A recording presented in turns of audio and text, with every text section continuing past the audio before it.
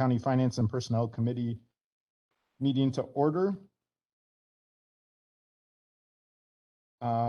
Agenda item number 2, there was proper proof of notification. Mr. Langreck sent the email out to everyone CC'd on the agenda, and he also sent me a picture. It was posted on the bulletin board. Agenda item number 3, and actually before we go there, Mr. Bell, would you mind taking the roll so that we can see which committee members are here, please?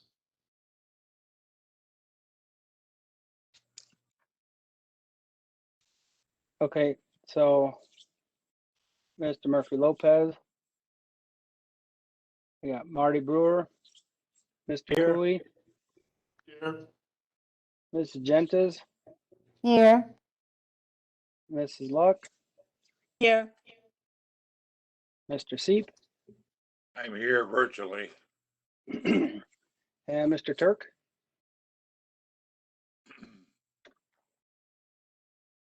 Okay, thank you, Mr. Bell. So we do have a quorum. We have 6 people present and 1 absent. Just a couple of reminders today. Make sure you're muting yourself. If you're on the phone, and I believe we only have 1 person on the phone, it's *6. Everyone else just use the, if you're remote, use the microphone, the mute button in the lower left-hand side of your screen to make sure you're muted when you're not talking. And then for folks in the room here today, just make sure you're talking into a microphone that works. And also a reminder, make sure your phones are on silent. Okay, so agenda item number 3, agenda approval. We have a 22-point agenda today, but I'd like to propose a few changes, and then I'll look for a motion to approve it with these changes. So the first thing is we'd like to eliminate agenda item number 6, signatory for employee account, because we didn't have that named correctly to match the item. So we'll bring that back in June. The second thing is we'd like to move agenda item number 14 up between agenda items number 4 and 5. So Ms. Scott can leave because she has to be out of here by 1:30. And then also we'd like to move agenda item number 10, salary progression plan, between items 16 and 17, which is HHS staff recruitment report and broadband planning. And I will keep track of all that, but if someone could make a motion to approve the agenda in that order, that would be great. I'll second. Okay, motion by Cooey, second by Gentes. Okay. All those in favor of the agenda as I laid it out there, please say aye. Aye. Aye. Opposed, say no. Okay, the agenda is approved. Agenda item number 4, previous meeting minutes. I've got a few changes to suggest, and I think what I'd like to do, curious to know how the committee wants to handle this, but maybe listen to my suggestions first, and then maybe we just want to postpone these because I think we might want a little more detail on some of the votes we took last time. So the 3 edits I had. So under agenda item number 7 from last time, May 24th should be May 21st, which is today's meeting. Under agenda item number 13, the word truck should be trunk highway. So it should read county trunk highway improvements instead of county truck improvements. And then the last one that I think might be a little bit more important is that on all of our roll call votes, and those were under, let's see, number 7, salary plan progression, as well as agenda item number 10, create 5 positions in HHS. And perhaps I'm missing one more, but those were roll call votes, but we don't have listed who was an aye and who was a no. And so I think we might want to suggest having Mr. Bell include that information and then bring these minutes back at the next meeting. So I'll make a motion to postpone approval of the May 4th minutes until the next meeting. Okay, motion by myself, a second by Cooey. Any discussion on that?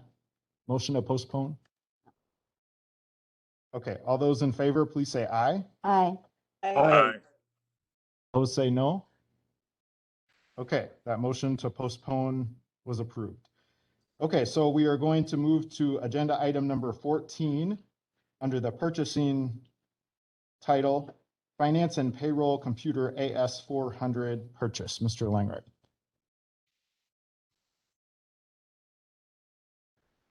Let me pull it up here 1 second, Mr. Chair. This will be item number 14 that you'll find in your folder and also on the website. Sorry, as it's loading here.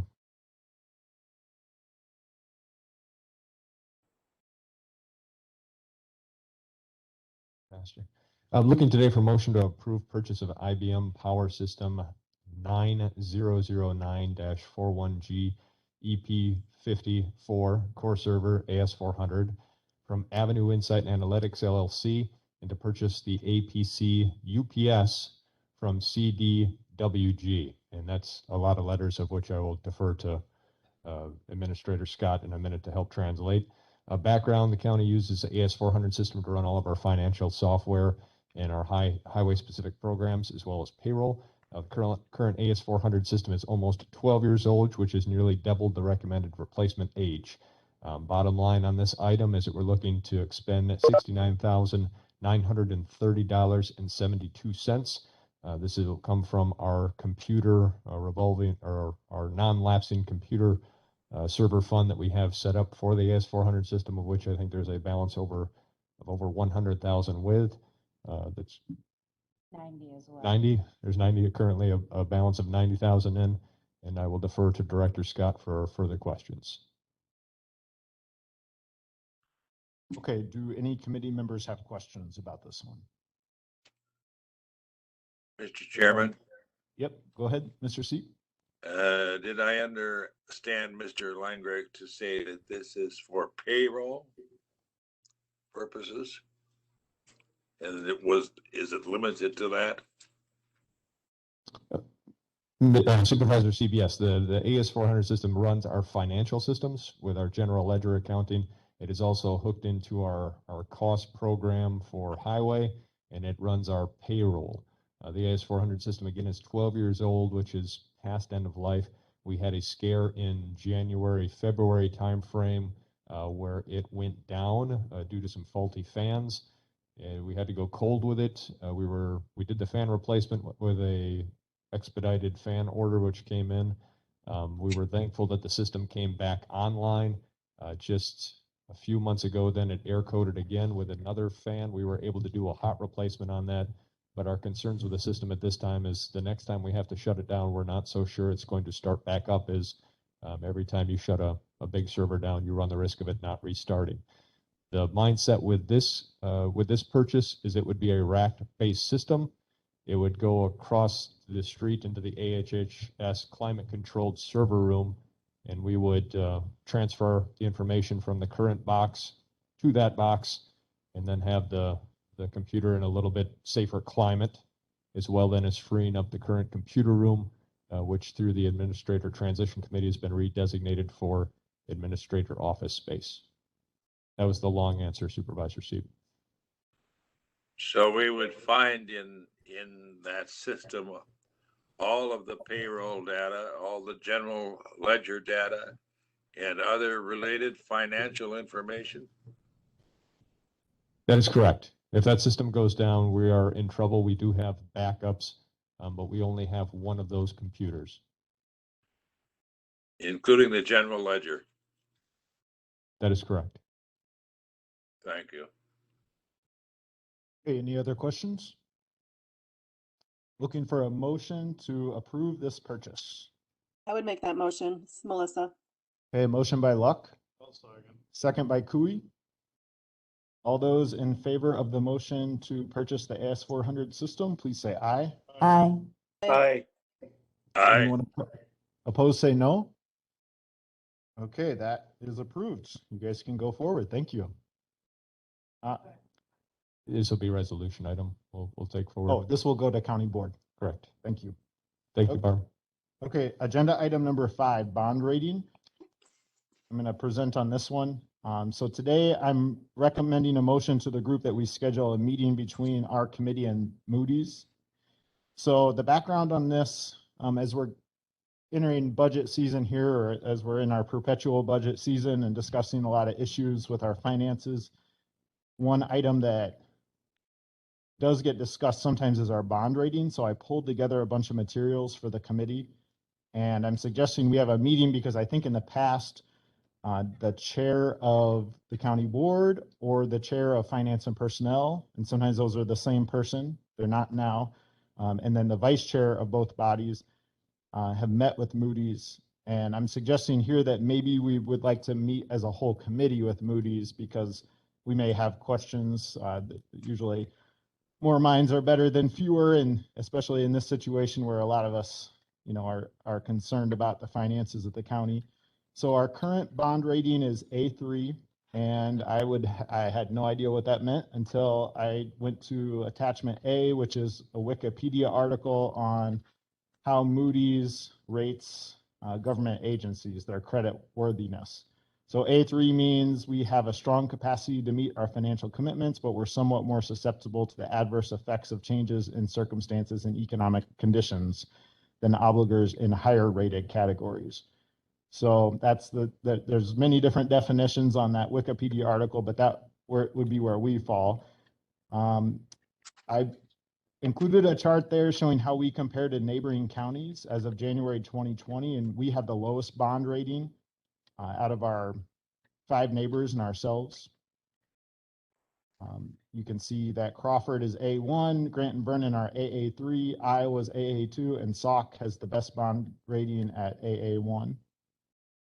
Our bond rating was decreased from A2 down to A3 in March of 2018, and that's shown in attachment B for folks. Then the reasons given were that we had an above average debt burden, weak financial operations, and financial support for our nursing home enterprise. And they said that factors that could lead to an upgrade at that time were sustained improvement in the fund balance and at the nursing home, as well as sustained growth and expansion of the county's tax base. And then in February 2020, I believe maybe how it happened, and Supervisor Brewer can correct me if I'm wrong, but we requested that they take another look at our bond rating. Moody's maintained the bond rating at A3, and that's shown in attachment C. And the only additional information they gave us in that reevaluation, another factor that could lead to an upgrade was moderation of debt and pension burdens. So I've put data for each of these things as far as I could collect them. It's not going to have everything, but in attachment D. And I used Treasurer Keller's cash balance history to I guess get a proxy for fund balance, even though Moody's uses our general fund balance. March cash balance history, if you just take March since 2013, we're doing a lot better this year, and we've got 4 years of sustained growth. If you just look at March, on page 2 though, that of course she has a report every month, and it changes throughout the year as revenues come in from property taxes and monies go out to pay bills. But you can see that in general, since 2017, we're on a sustained growth pattern. And then on page 4, the amount of debt that the county has, Clerk Kalish helped me dig out some old reports so we could take a look at what was our debt outstanding since 2013. So you can see that we had $5 million outstanding pre-2016, and then in 16 and 17, that's when we took on our nursing home debt. So that took us up to 25 million. And then we started to drop toward 2020, but then ticked up again in 2021 based on the borrowing we did last year with the $3 million. I'm not quite sure if the $1 million of short-term borrowings included in there or not. And then the page 5 shows our property tax value. Moody's is, taking a look at what our tax base is like. And it was kind of fun to actually put this in a chart and see where we were at. The treasurer's office helped get the latest numbers here for 2020, but we're up to almost 1.3 billion, and that's compared to a low of 1 billion in 2013. So we've seen an increase in our tax value of 300 million since that time. So that's some good news. So any questions or comments from the committee about any of this? Yeah, I have a Supervisor question. Gentis? And the debt outstanding, I know we've been doing that, but I find it, I don't quite understand because Carol Worth keeps saying it's okay and that we're really not up to our debt limit and that it shouldn't have a factor. Am I understanding that correctly? Yeah, you're understanding it correctly. Carol Worth has told us that our debt capacity, I believe, is $52 million. So we're at about 50% of our debt capacity. And that's based on I believe, a state law that we can have something like 5% of our debt as from our tax value, something like that. So if you take 5% of that 1.3 billion, you get 52 million or something like that. So yeah, we don't have, we haven't reached our capacity, but the amount of debt is a factor that Moody's uses, according to these documents they shared, in rating our credit.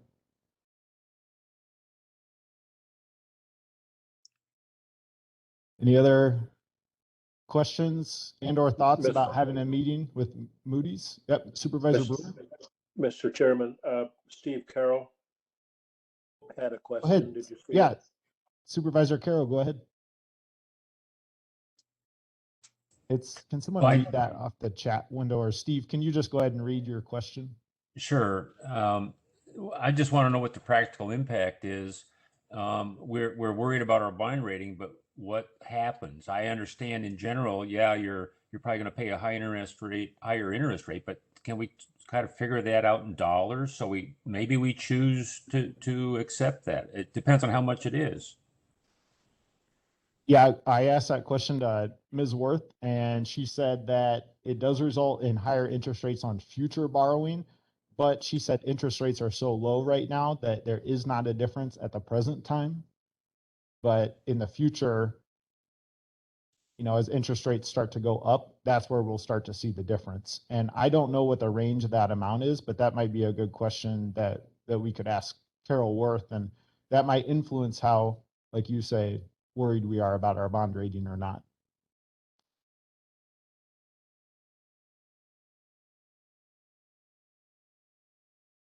Do committee members want to have a meeting with Moody's? Do you guys feel that would be beneficial, or would you rather delegate that, or how do you guys feel? Mr. Chairman, Go ahead. in my opinion, Moody's is a bear you don't poke unless you've got a pending bond sale coming up with Carol. That's my opinion. Okay, so Supervisor Gentis just didn't hear what you said, so I'm going to summarize. Mr. Brewer said that it sounds like he's against having a meeting with them because it's a bear you don't poke. You don't want to. Yeah. Mr. Chairman, Supervisor Seat, go ahead. I agree with Mr. Brewer. It's a bear we need not poke, and it should be kept in mind that when the word Moody comes up in terms of bond rating, we shouldn't shake and shudder. They're not. Their word is not. Their analysis is not a sacred document, and they've made significant errors over the years, especially in the previous recession. So I agree with Mr. Brewer. They're not infallible. Okay, anyone else? Supervisor Luck? Yeah, was your intention to meet with them just to ask them questions about how we could go about improving, like specifically how we could go about improving our bond rating, not necessarily to whine to them that they have lowered our bond rating?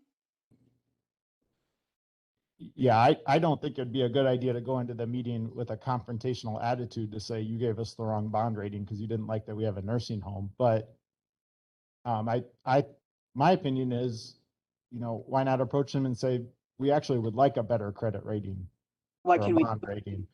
you know, we want you to know that we're listening and hearing what you're saying, and we're actually making progress on some of these goals.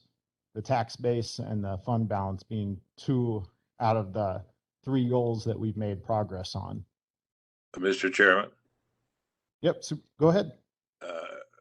I think that if we consulted with Carol Worth, her advice would be helpful with regard to whether or not we should.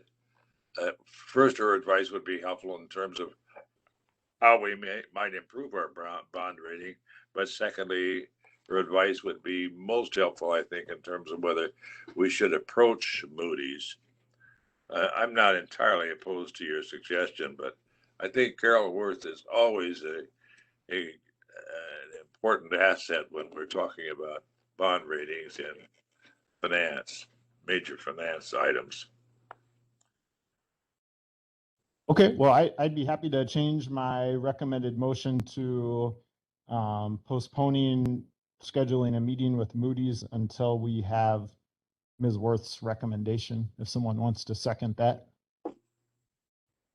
Second that. Okay, we got a second by Cooey.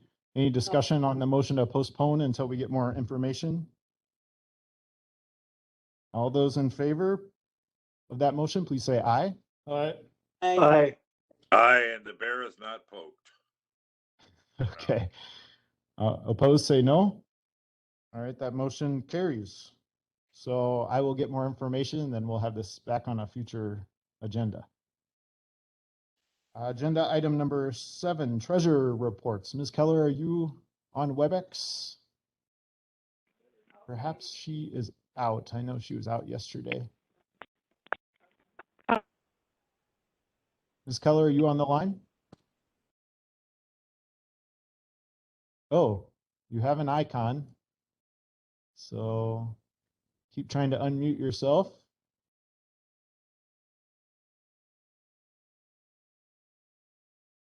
Meantime, we'll get your reports pulled up.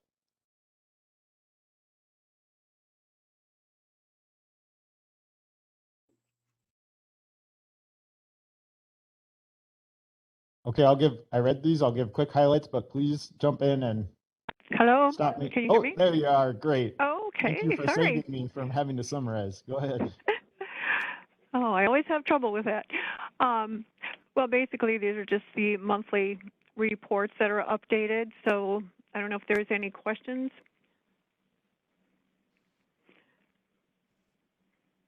Any questions for Treasurer Keller? Okay, hearing none, we'll go ahead and move on. Thank you, Treasurer Keller, for pulling these together, and thanks for mostly good news again. Okay, thank you. Okay, agenda item number 8, American Rescue Plan. Mr. Langred.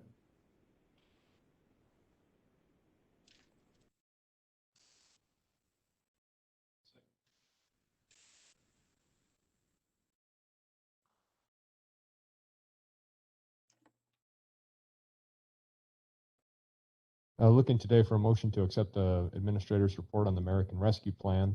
Background on this item, as you're probably well familiar with at this point, is the coronavirus state and local fiscal recovery funds provide substantial infusion of resources to help turn the tide on the pandemic, address its economic fallout, and lay the foundation for a strong and equitable recovery. The funding objectives are laid out here in front of you, looking to support urgent COVID-19 response efforts, looking to replace lost public sector revenues, support immediate economic stabilization, and address systematic public health and economic challenges are kind of what's laid out as the premise and purpose of these funds. The general funding uses, which were included in the regulations when it was adopted as a bill, included support public health response, replace public sector revenue loss, water and sewer infrastructure, address negative impacts, economic impacts, and that was to harms against workers, families, businesses, etc.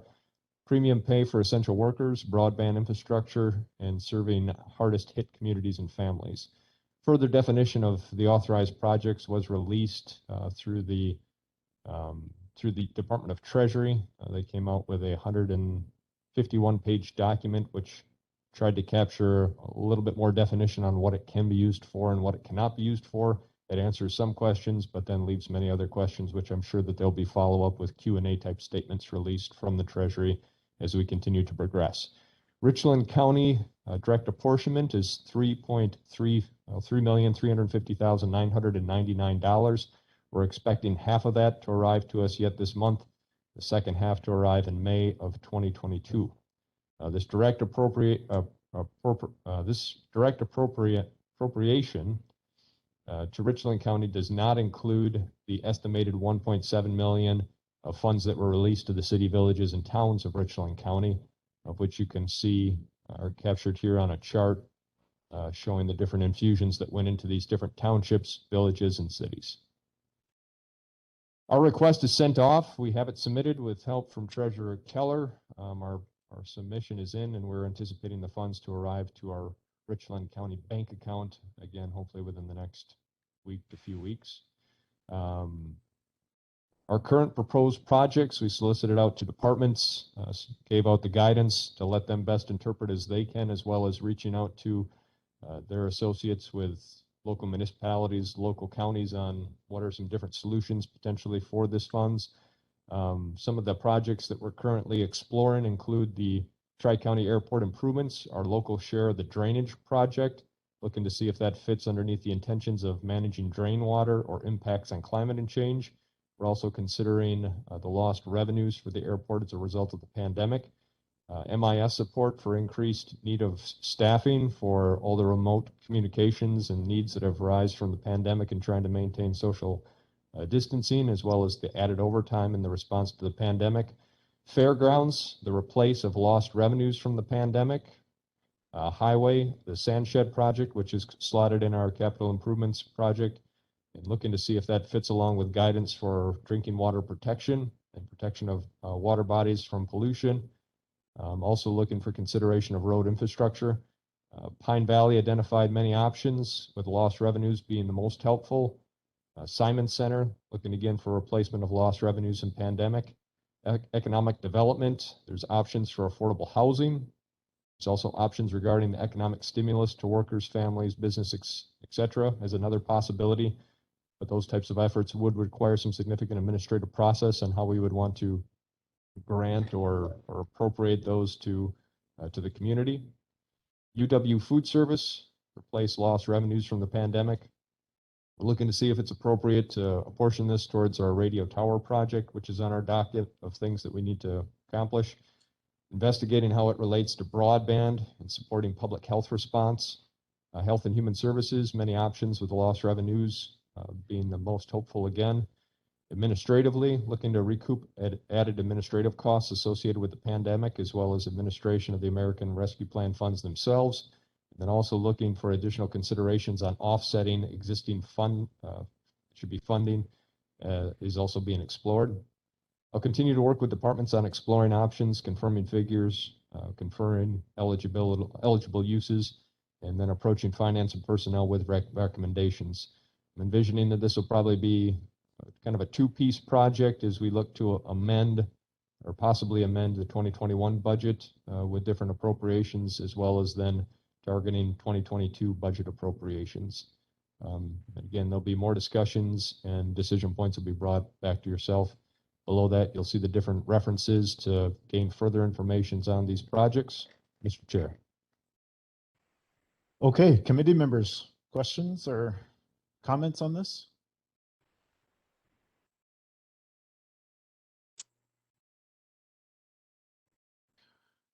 Go ahead, Mr. Seep. One comment I certainly would like to make is that thank Mr. Weinberg for his very intelligent organization of this information and its presentation to us.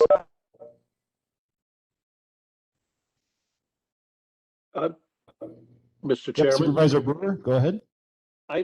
My question is, and all of this planning and allocation is basically for county projects, but I thought a significant portion of the rescue plan was giving counties, cities, the ability to help out affected businesses. And I realize there are other government programs for that purpose, but at least in the initial explanation that I read from the Counties Association, that was a big part of this. So what are we doing about that? That's my question. Mr. Brewer, I think that's listed under page 1, funding objectives. Support immediate economic stabilization for households and businesses. And then on page 3, that would be listed under economic development.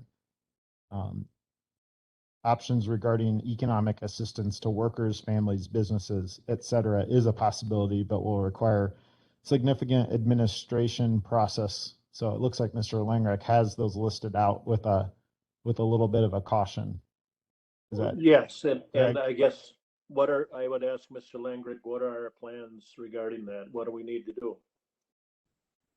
It would take some thought on who you'd want to target, how much you'd want to target of the appropriation of it, and then almost like setting up a grant administration program. What type of criteria would you want in place to be eligible for it? It would take some thought power on how you would want to have those funds distributed, and then as well as how you'd want to administer and do follow-up for closeouts, and then ensuring that the funds are being used for what you want them distributed for. Attorney DeDune, I think, has a few more comments. I just had a question. Is there a way to work in conjunction with the township, villages, and cities so that we're not providing funds to a local city of Richland Center business and then the county, you know what I'm saying? So there's no overlap? Yes, there would be that possibility of doing that, Attorney DeDune. There hasn't been conversations that we've had with townships or cities or villages at this point. But I would agree that if everybody decided we're all doing broadband or we're all doing one type of a thing, we could have significant overlap rather than having a more of a coordinated approach on what are you doing with your funds, or what do you feel is the most appropriate thing to do with these funds at the different levels. Mr. Chairman. Just a second, Mr. Seep. It does look like the next biggest funding amount is $500,000 for the city of Richland Center. So we're at almost 7 times the largest recipient. So even we're going to have a lot more ability to make change than any of those local cities and villages. Not saying that, and townships, not saying it's not a good idea to coordinate, but it's also good, I think, to think about how the county probably, because of the amount of money we're getting, we might be a leader in that respect. Mr. Seat, go ahead. Yes, I'd like to ask Mr. Langrick. I am aware that a number of businesses are participating in funding through the payroll protection plan, have applied for and have been granted either loans or grants. Is that a system that's independent of this funding that we are receiving in the county? Perhaps there's another system of administering aid to the businesses rather than through this funding to the county. Can you address that, Mr. Langrick? This Administrator Langrick, Supervisor Seep, I think you're saying that there was additional funds that did go to like restaurant recoveries through state and federal funds. Are you suggesting that we could allocate money through those? No, what I'm saying is money is already being allocated to businesses through the payroll protection plan, and would this be duplicitous, or would we be duplicating something here by suggesting that now we need to reach out to businesses as well? I'm just not clear about these sources of funding and in terms of businesses getting aid. So my question to you is, the payroll protection plan money that's already been awarded to and has been applied for and in some cases awarded to individuals and individual businesses, is that a separate matter for administration? Yes, there's different state and federal programs that are that businesses directly apply for. I don't know the criterias on all of them, and I don't know all the eligibility standards on those other programs. This would be in addition to that. Whether it's considered a duplication or not would depend, of course, on what types of eligibilities those other businesses had access to. But this is underneath the guidance language on the things that it can be appropriated towards workers, towards families, towards businesses, towards nonprofit organizations within the community. That is an option in which part of these funds or all of these funds can be appropriated towards. Okay, one comment I have, I just say that, you know, I do think this is the people's money. This comes from the federal government, and we fund the federal government. I do think that some of this money should go to directly to the people of Richland County. I don't know the best way that should happen. I do know that there's a big need for a childcare facility in Richland County. We don't have one currently. There's just some home-based businesses. I attended several meetings of a childcare committee that the city put together, and I know there are people in Health and Human Services and at UW Extension who have worked on this issue. I am also trying to think about our strategic plan. We haven't adopted that yet, but as that gets developed, it's likely that we're going to be looking at increasing our tax base and growth at the county, and not having a child care facility for families with kids is, I think, a major detriment. And I read through the 150-page document. I skimmed through it, I should say, and I noticed that part was in there. So I'm just interested in learning more about that, and or other ways like Supervisor Brewer is mentioning to get some of this money to not just for the county government itself, but also directly to the people. So that's my opinion. Mr. Chair, Mr. Chair. Yep, go ahead. I agree with you wholeheartedly, and this is the biggest federal infusion of federal money into the infrastructure and the general overall United States since the Roosevelt administration. So I would hate to suggest that we have to add staff to handle this, but if we don't, I don't want to see us drop the ball on this, because God knows Clinton's got enough on his plate, and I know Josh has enough on his plate. So don't know, but let's not get caught behind the door here when the money's being handed out, because the government, feds want this money out there. They really do. They want to see this infusion into the economy. So let's not disappoint them. Okay, anyone else? Could I add one point? Go ahead, Mr. Seat. Whatever project we spend this money on, obviously would be a worthy project in the interest of the people of Richland County. So let's remember this, that it is the people's money. We'll spend it for the people, and whatever projects we do approve do directly aid the people of Richland County. I would think that we would follow that guideline. However, the real guidelines are those that Mr. Langrick is studying and will bring to us. Okay, thank you, Mr. Seep. So we got a recommended motion to accept the administrator's report on the American Rescue Plan. So looking for a motion there. So moved. Motion by Brewer. I'll second it, Gentis. Second by Gentis. All those in favor of accepting the report, please say aye. Aye. Aye. Opposed, say no. Okay, that motion carries. So thank you, Mr. Langrick, for that educational report, and thanks to the committee for the discussion on it. Agenda item number 9, capital and planning. Mr. Langrick. Mr. Chair, looking today for a motion to possibly accept the capital improvement and capital projects review prioritization list, either as presented or with amendments. with possible future stimulus funding is identified and appropriated. So this will be coming back regardless, but looking to try to get clarification on moving forward. Background of this, the Finance and Personnel Committee has requested the committee administrator prepare a recommendation of projects by order of merit. Additional actions and considerations are anticipated as more guidance comes out from the American Rescue Plan and possible federal infrastructure bill.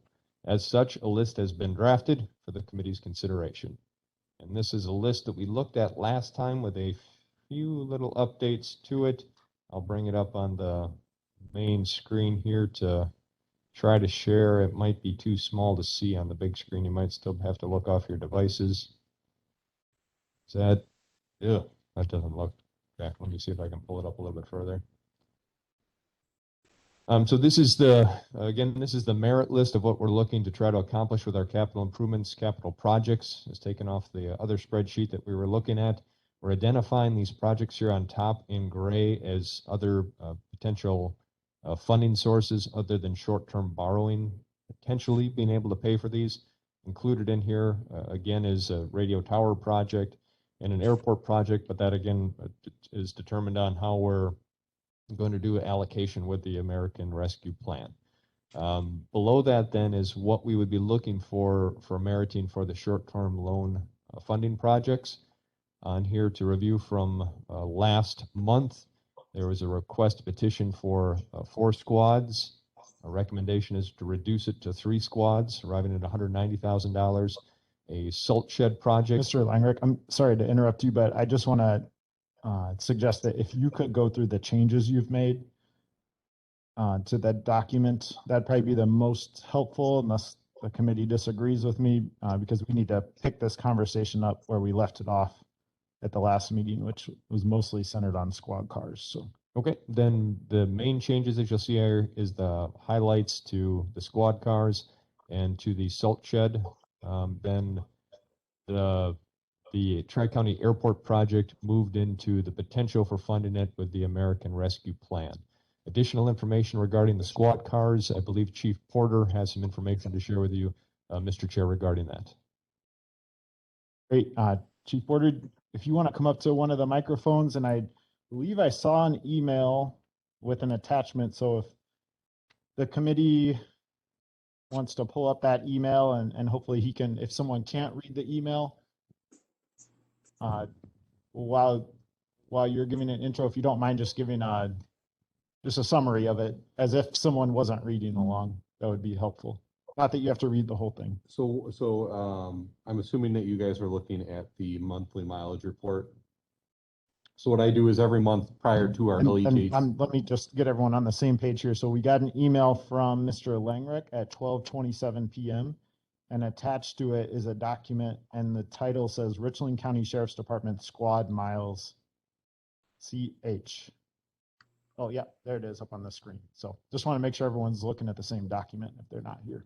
So prior to every month's LEJC meeting, I update this. So it was last updated the week of, would have been last week, I believe. And so what it is just a breakdown of what we have from squads, starting with squad 1, which is the sheriff's vehicle, all the way down to, and it's kind of cut off, squad 20. I believe we actually, yep, squad 20 down there. And then it shows who's assigned the squad and what year a vehicle it is. So I keep this, just kind of keep track of what we're putting on for mileage and kind of so I can project what we're going to need for vehicles in the future. Part of what I use to project for that. Is there any questions about the spreadsheet?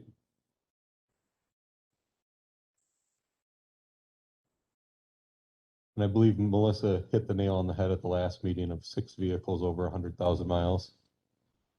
What does OOS stand for? Out of service. That vehicle, sorry, is currently, it's totaled. Okay, and last time you mentioned that you had, I think you called them spares or extras. Are those on this list? One of the spares would be Squad 15, 178,000 miles. And that is my old squad car when I was still on patrol. And the other spare currently is Squad 5, and is currently being used by the deputy who was driving Squad 9, which was totaled. We're waiting for that replacement. It looks like the vehicle with the most mileage that's in active use, not a backup, is 152,000 Squad 11. Yep, and that one is slated to be replaced this year. I see. And then last time, I think the question was asked to you, maybe by Supervisor Luck, or I can't remember. Maybe it was myself or someone else. Would you rather have 3 squad cars, or would you rather have a camera and 2 squad cars? I think that was the question. Did you have time to think on that? So we were discussing I did think on that. So we're discussing the jail camera system, I believe. I think there might be some alternate funding sources for the jail camera system outside of borrowed money that we could look into, where we could either reduce the amount of borrowed money, or I don't know if we'd have enough there to eliminate the amount of borrowed money. The big unknown with that camera system is how we're going to run the wire. So I have thought on that. I don't have a definitive answer for you on that yet, because there is a kind of a big unknown as to how much that project is actually going to cost us. Mr. Chair, can I- Questions? Yep, Supervisor Luck, go ahead. Chief Deputy, the new squads that we are currently purchasing out of the borrowed money from 2021, are they on this list, or are 2 more squads going to be added to this list? So the squads that I was going to replace this year were Squad 9, which is one of the ones that is being replaced by the insurance company, and the other one is Squad 11. Those were the 2 that were set to be replaced. The squads have been ordered, but they have not arrived. Okay, so Squad 9 is going to be replaced by insurance, so that's a new vehicle. Squad Yep. 11 and Squad 15 then, with the most miles, would also then be replaced with the vehicles we already have. So Leaving- yes, Leaving 2 vehicles, well, 3 if you count the sheriff's department, still over the 100,000 mark. Is that correct? so Squad 15, what will likely happen is Squad 11 will be taken out of, I guess, primary service, where it's assigned to a deputy at all times. I will probably replace Squad 15 as a backup vehicle with Squad 11, because it is a fully equipped squad. We will strip Squad 15 and then sell that or deliver it to another county department, whatever is decided is going to be the fate of that vehicle. So 15 will likely go, 11 will move into its place. We'll replace 11 with a new car, and 9 will be replaced by the insurance company.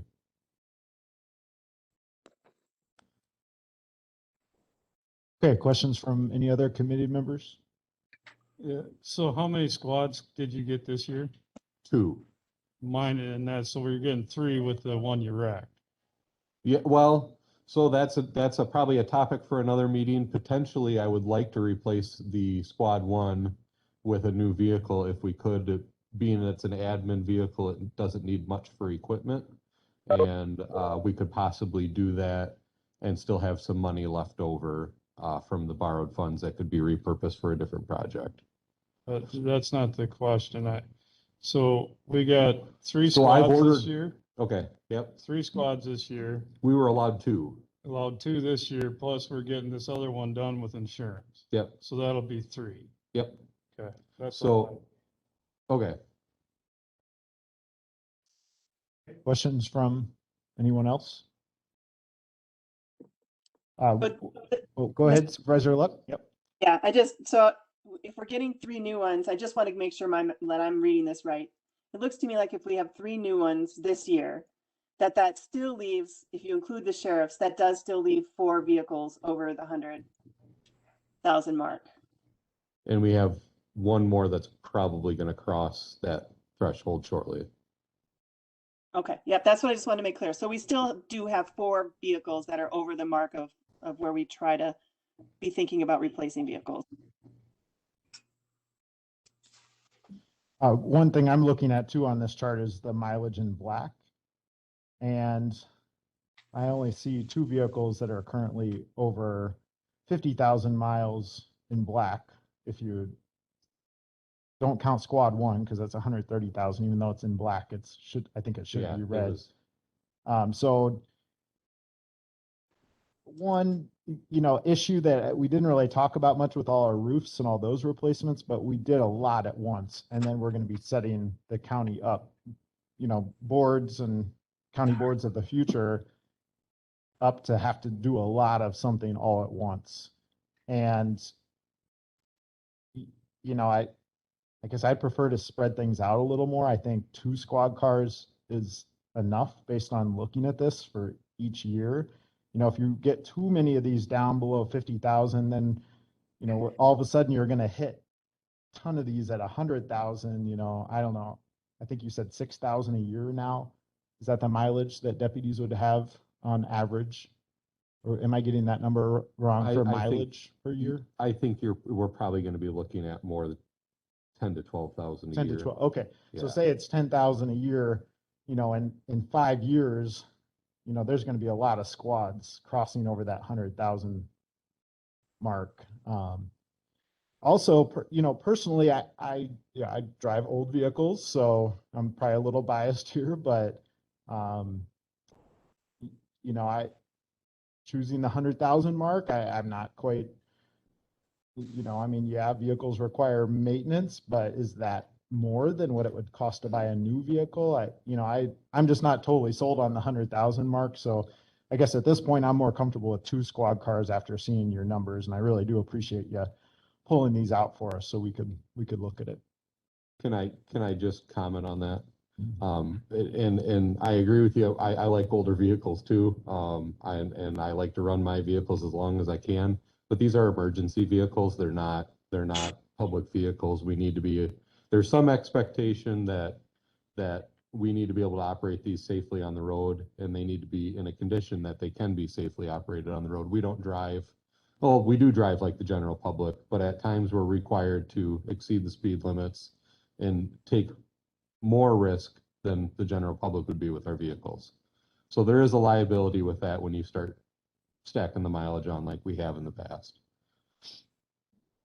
I understand that. And I do think that county boards of the past probably because of the financial situation we were in, they stopped doing regular replacement. And I'm glad we've been able to do regular replacement over the past few years, but it's the level, I think, that I am not Mr. quite, Chairman. I'm not quite comfortable with 3 a year. I'm more comfortable with 2 a year. Supervisor Brewer? Well, and I think Clay probably drove Crown Victorias, didn't you, Clay? Yes, I did drive Crown Vics. Well, Crown Vics, we could get 150,000 on them, no sweat. And very little maintenance at that point. And then from 150 to 200, then they became a problem. So are we saying that the new replacement, the Explorer type vehicle has more problems at 100,000? So we're looking at 100 and maybe 120,000 as being the optimum? I would say that would be optimum. They aren't quite as bulletproof as the old Crown Vic was. I mean, that like you said, that was a solid car. You could count on it. There's more, I guess, features in these, and some of those features are required in basic function. And when you go from what was a very basic vehicle to a more advanced vehicle, when those features break, it gets expensive to fix, and they really are, you really are dependent on them for the vehicle to operate. I would say taking them up to 150 has been, we start seeing where transfer cases and stuff like that start going in them. The other side to this too, as well, is 100 to 120,000. We're looking at a possibility of better resale value on them, where when we take them up over 150,000, we might get $1,000. We might get 2,000 if we're lucky. I know, resale isn't the most important factor, but it is a factor. Okay, so we've got a motion before us from Mr. Langreck that last time we postponed, but we got the information now that we requested due to that postponement. And so the motion is to accept the capital improvement and capital projects review prioritization list with possible future stimulus funding identified and appropriated. So I think on our budget schedule, what we had planned is taking this to the county board in June. So if someone makes this motion and then the committee passes it, that would mean this would get forwarded to the county board for their consideration. Is that correct, Mr. Langreck? We'd like to have their weigh in on it, whether it's delivered in a report as to this is what's going on. If you have an issue with it, let finance and personnel know, or if it's adopted by resolution. I see where there's going to be probably a need to continually chew on this until we reach the point of having conversation on what we're going to do with our short-term borrowing, as well as kind of sifting out yet what we're going to do with the American Rescue Plan. But in some way, shape, or form to make sure that the rest of the county board is aware of it and that they have feedback as we build towards the operation budget, to me, is important. Okay, so sounds like we'll be taking it to county board in one format or another, hopefully in June if we can get it out of committee today. So looking for a motion that I just stated from the cover sheets. Someone like to make that motion to accept this prioritization list? I'll make that motion. This is Okay, Melissa. motion by Luck,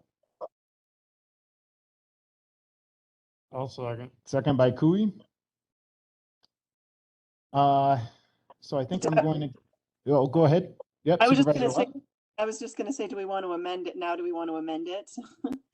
Yeah, I'll make a motion, since I'm the one chattering about this. I'll make a motion to reduce line 6 under sheriff's squad cars from 3 down to 2. I'll make a motion to amend the list doing that. Is there a second to that? I'll second it. Okay, second by Cooey. Any discussion on the motion to amend? Yes, Mr. Chairman. Yep, go ahead, Mr. Seat. At the previous meeting, we discussed reducing the squad cars from 4 to 3. How did we get from 3 to 2? It's interesting to me. We talked about 4 the last time, and now we're talking about down to 2. Mr. Chair, can I address that? Go ahead. I believe that the 4 to 3 was actually Administrator Langrick's recommendation to us. And then we discussed it and we were talking about the 3 to 2 at last meeting as well. Mm-hmm. Okay, thank you, Ms. Luck. Okay, any more discussion on the motion? Okay, does anyone want a roll call on this one? Yes. Okay, roll call on this, please, Mr. Bell. A vote in favor or aye is a motion to amend to reduce the squad cars from 3 to 2, and a vote no is against doing that. So that would effectively remain it at 3.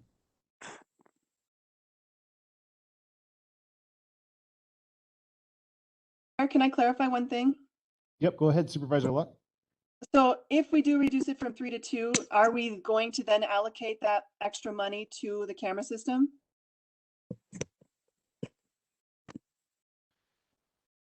I don't know the answer to that.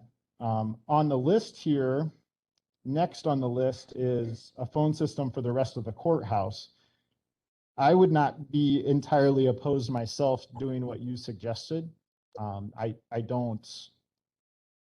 know that Mr. Langreck has put the jail camera system, let's see, that's row 18 compared to row 13 for the phone system for the rest of the courthouse.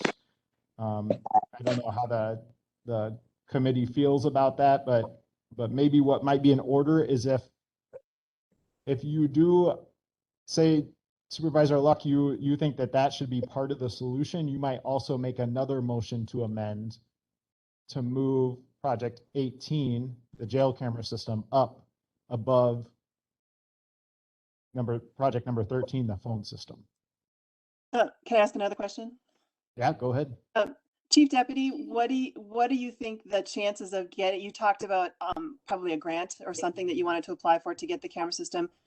Do you think that that's a strong possibility of receiving those funds? And I guess, Mr. Langrick, is there any possibility that the American Recovery Act money that we're getting would cover the camera in the jail? So at this point, the grant we were looking at, it does not appear that it'll cover a jail camera system for the jail. We had discussed that a couple of weeks ago now, and that they weren't going to cover that. So that kind of looked like that fell through. My other option was jail assessment fund, which I don't know exactly how much is in that fund right now. And with the unknown of what the total project cost would be, I can't say that that would cover it. Okay, so you don't really have a extremely viable option for getting the cameras in at this point. You have maybe some options, but they aren't necessarily very solid. Is that correct? Correct. Okay. Ms. Administrator Langrick, how do you think, I mean, just off the top of your head, is there any possibility that the jail camera system would in any way be allowed under the funds we're getting from the feds? In looking through it, and not that I'm the legal expert on interpreting all the different criterias for it, I don't think directly. I think there's opportunity beyond what's on that list, though. If you're going to use funds to fund things like health and human services projects that were coming off of tax levy, you could use American Recovery or Rescue Plan funds for that, displace those funds and reappropriate it for those purposes. Same things with some of if we're using some of those funds to reimburse lost revenues.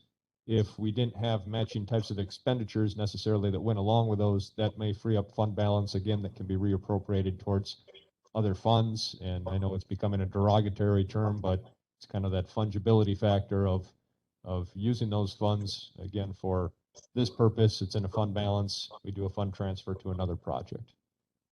Did that answer your question?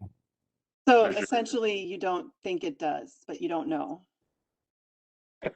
I don't think it, from my interpretation of it right now, it does directly, but there would be an indirect way to try to access it for projects like that. Okay, so I mean, I would be in favor of this reduction if we did allocate the money towards the cameras, because that is an need that is there. But anyway, so go ahead and with the roll call. Okay, so that motion is that a motion? Yep. Let me just finish with Supervisor Luck first. So is that a motion to amend to move project 18 up to above project 13? Well, I don't think I can do that because we already have a motion on the table. You can have multiple motions on the table at the same time, and then I just have to work on helping the group disposing of them. So it is okay to have multiple motions on, as far as I understand parliamentary procedure. Okay. So yes. Point of order. Mr. Chairman, point of order. Okay, well, we'll let Mr. Seep try to correct me here. Go ahead. No, I'm not trying to correct you.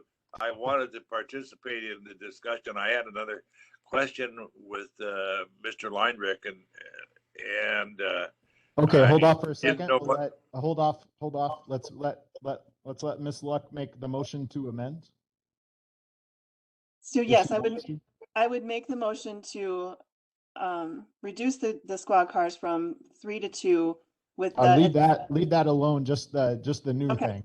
Yeah. Then I would, but I mean I guess by moving it up to 13, would that automatically make that the next thing in line to be funded? It would.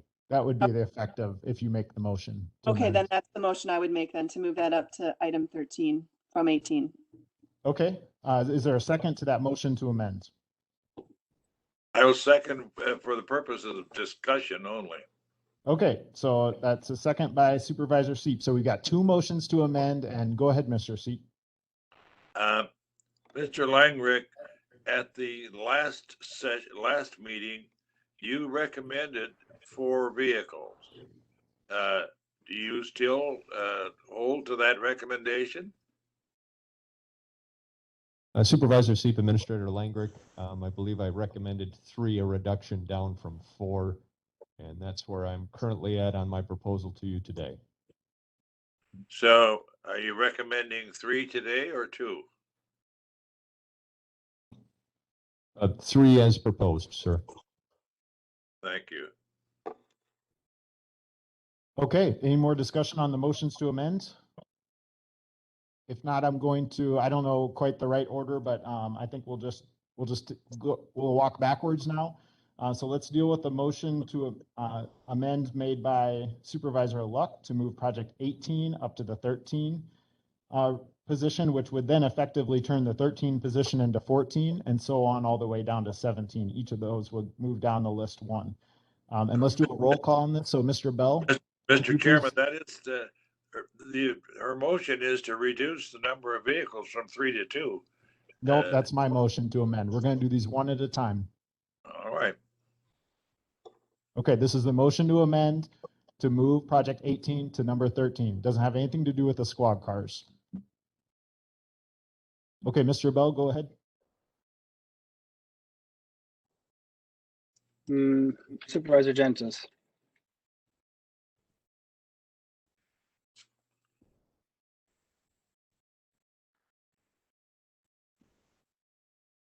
You guys hear me?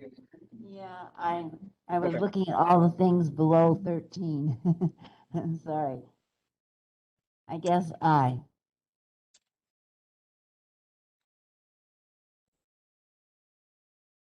Supervisor Cooey. Aye. Supervisor Locke. Aye.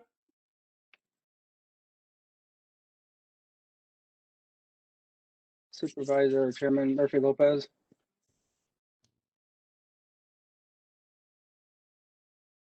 Aye.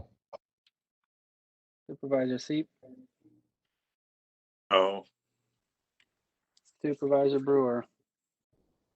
Aye.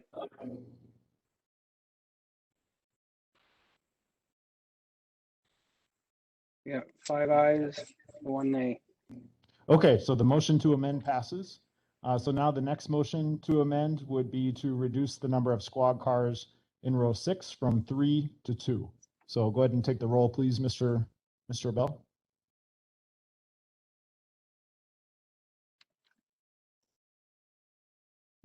Supervisor Brewer. No. Chairman Murphy Lopez. Aye. Supervisor Luck. Aye. Supervisor Seep. no. Supervisor Cooey. Aye. Supervisor Gentis. I. 4 ayes, 2 nays. Okay, so the motion to amend passes. So now we have an amended motion before us, twice amended, to accept the capital improvements and capital projects prioritization list with those 2 amendments. Any discussion on the amended motion? Okay, Mr. Bell, if you'd please take another roll call, that would be great.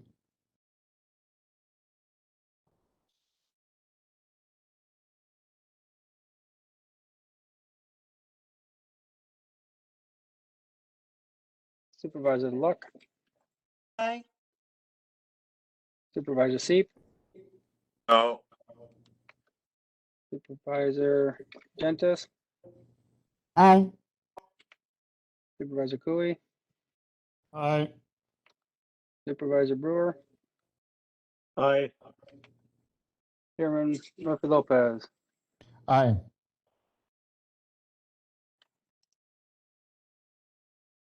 Five ayes, 1 nay. Okay, thank you, Mr. Bell. So the motion as amended passes. So we do now have an approved capital projects list coming out of this committee. So thank you everyone for the discussion, and thank you, Chief Deputy Porter, for bringing that information. That helped us make some decisions today. Okay, agenda item number 11, Pine Valley Excess Funds Report.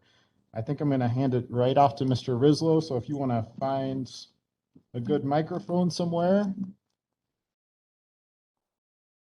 And I'm going to give just a very brief little introduction to this item.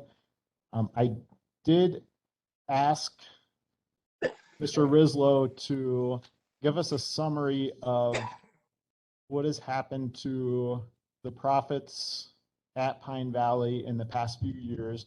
I've had a handful of people bring up to me that the expectation set, say 5 or 6 years ago when the money was borrowed for the new building, would be that Pine Valley would pay off the debt. I did some digging, and thanks to Ms. Worth, found that that's not quite accurate, but it's partially accurate. And Mr. Rislow has one document attached to his cover sheet here that gets into that detail. So thanks, Mr. Rislow, for doing this. And if you could walk us through your document, that'd be great. Thank you for the opportunity to, you want me to go through the cover sheet? So this is Pine Valley's report on uses of excess funds for 2018 to 2021. Background, Whipfle's forecast of the estimated annual profits from Pine Valley for 2018, 19, and 2020 were met. However, those profits weren't put toward debt service. So the question was asked, where did the funds go? The answer to that question is that the excess funds began to be put into a debt service fund on Pine Valley's balance sheet. That is until 2018, when the auditors from Johnson Block strongly advised against this. They advised instead that Pine Valley build up its reserves, which at that time were equivalent to barely more than 1 month's worth of operating expenses. So since 2018, the excess funds have been used to build up Pine Valley's operating cash reserves and capital improvement fund balance. During a recent phone call with Carol Ann Worth from Wisconsin Public Finance Professionals, Carol characterized the Pine Valley trustees' action in this regard as following good business practice, a practice that has been confirmed with the recent occupancy challenges and decline in revenues at Pine Valley brought on by the pandemic. The current balance of Pine Valley's debt service fund is $254,996.24. Pine Valley since 2019 has also contributed $842,000 to the county's general fund. The first attachment shows the years of 2018, 19, 20, and 21. Pre-audit total incomes, which were in line with what Whipfle's estimates initially were, so that's the good news. The use of surplus funds shows the amount of money that went to either the general fund of the county or that were moved to the capital improvement fund. The remaining amounts were just left in the operating cash reserves. The third document is the document from one of the bond documents, which showed the estimated amounts of Pine Valley's profits. At that time, they also estimated the county would be giving us $200,000 a year as well. I'll take questions. So on that last page, the row that says Pine Valley estimated profit from prior year, I'm just going to give a little my interpretation on this because I know not everyone could read through all these documents before the meeting.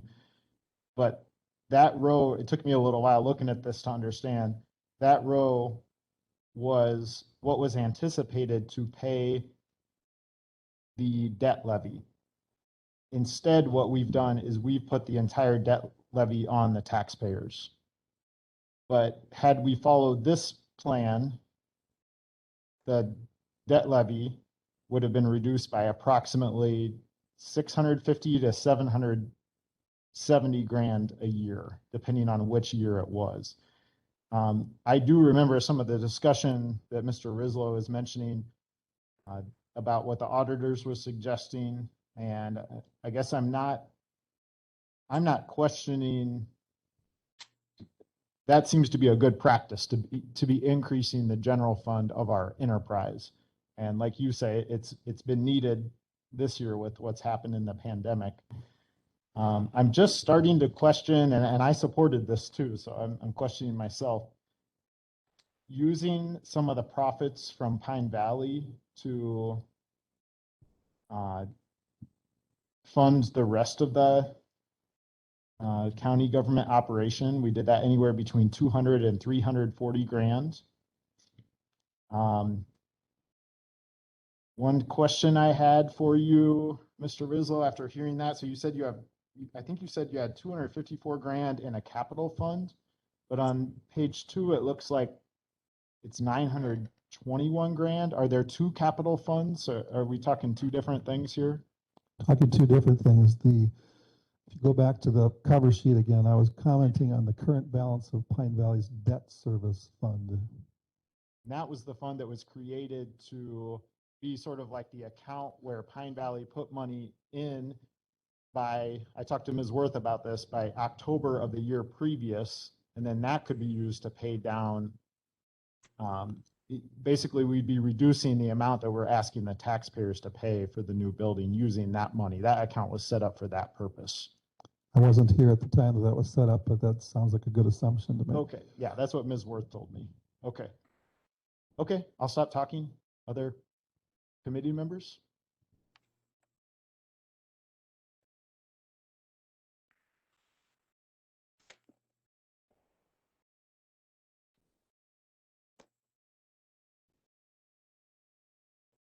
Okay, let me ask a couple more questions then.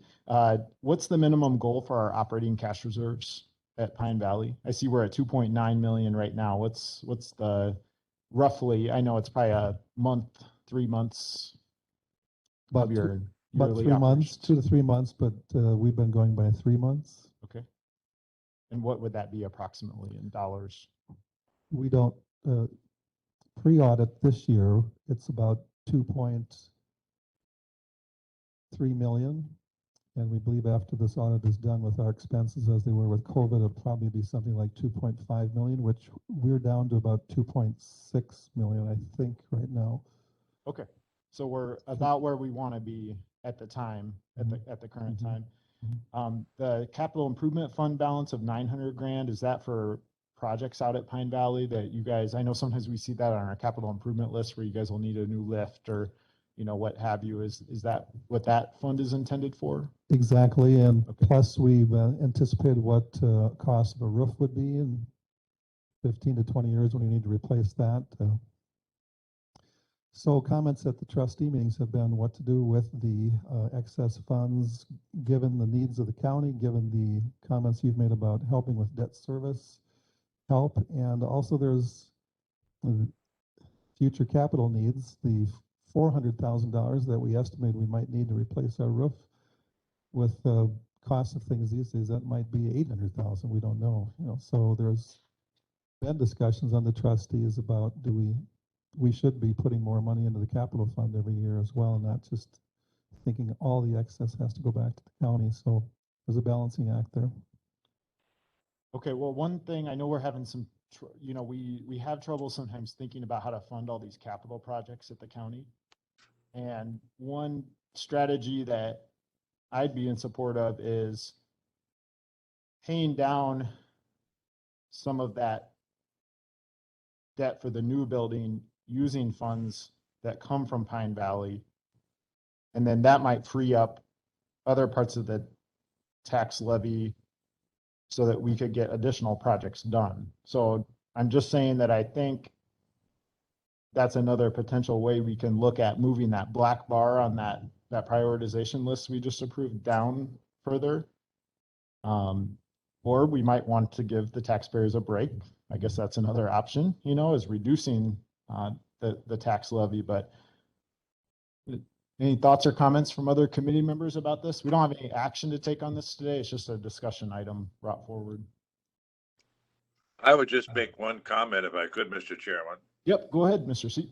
If you reduce the funds available for capital improvements from Pine Valley now and use it for other debt relief or whatever purposes that the county may decide that they have,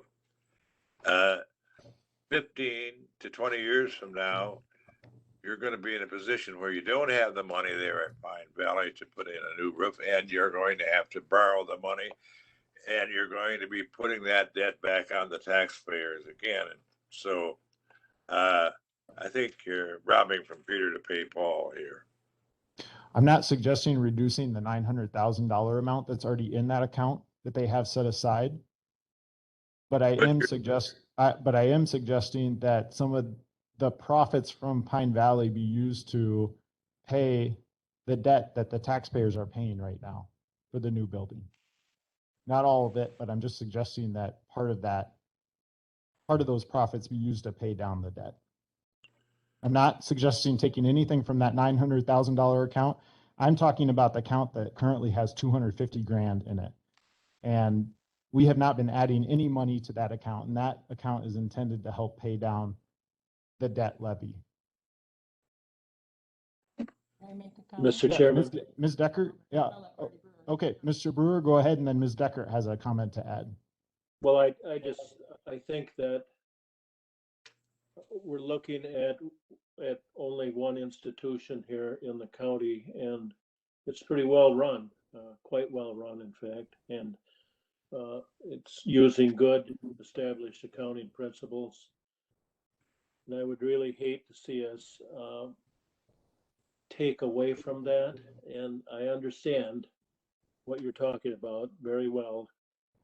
But on the other hand, in 10 years, when the roof needs to be replaced there, we're going to the current county board at that time is going to say, wow, they were really thinking ahead. They actually put money aside for this. So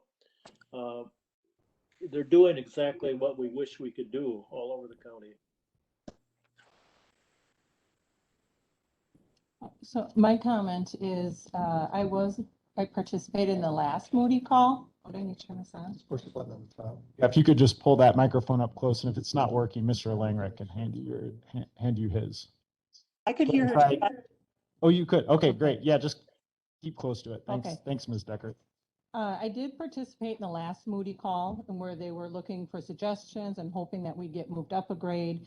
And one of the things they brought up was our low general fund balance. And so in the auditors, we also had checked with them, and they had said the transfer to the general fund to levy the tax payment, because if you don't want to lower the general fund balance. So by the tax levy getting the full brunt of it, but then we're transferring money into the general fund, be it included that 254,000, that in the long run, that helps, of course, the county's cash. Yeah, and what I'm also kind of suggesting is, or I'm questioning is, should we be doing that? Should that money instead, and I'm talking about at the county board level, thinking about our finances, big picture, should we be taking money from Pine Valley profits and using it to up the general fund, or should we be using it to pay down some of that debt that the taxpayers are currently funding? So that's where I'm, and that's why I said I've been in support of it in the past, but now I'm questioning my thinking previously. Now that I know that this document on page 3 was out there to the public, or out there to the board several boards ago, that the expectation was that 650 to 770 grand a year would be going down to pay down the debt. But Mr. Chairman. Yeah, go ahead, Mr. Brewer. The very fact that, as Ms. Deckard has pointed out, they did increase their fund balance, and to make them more attractive to the raters, to the Moody's of the world. So they did exactly what they were required to do there. So if we want our rating lower or better, I mean higher, whatever we're talking about, then they're on the right path.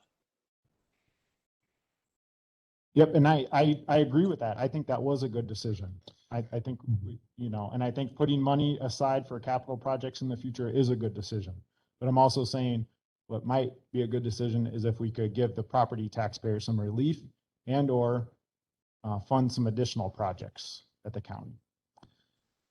Mr. Rizzo, go ahead. Yeah, not to muddy the waters, but the 254,000 in the debt service fund is not a restricted account. The trustees at any monthly meeting could move that 254 to the capital fund. They could move it to operating reserves. I just wanted to clarify that as it is currently set up.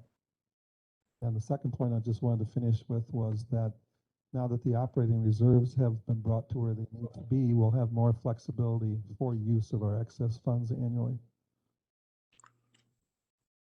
Okay, thanks for those additional comments. Any other comments or questions from other committee members? And Mr. Chair, I have a comment. Yep, go ahead.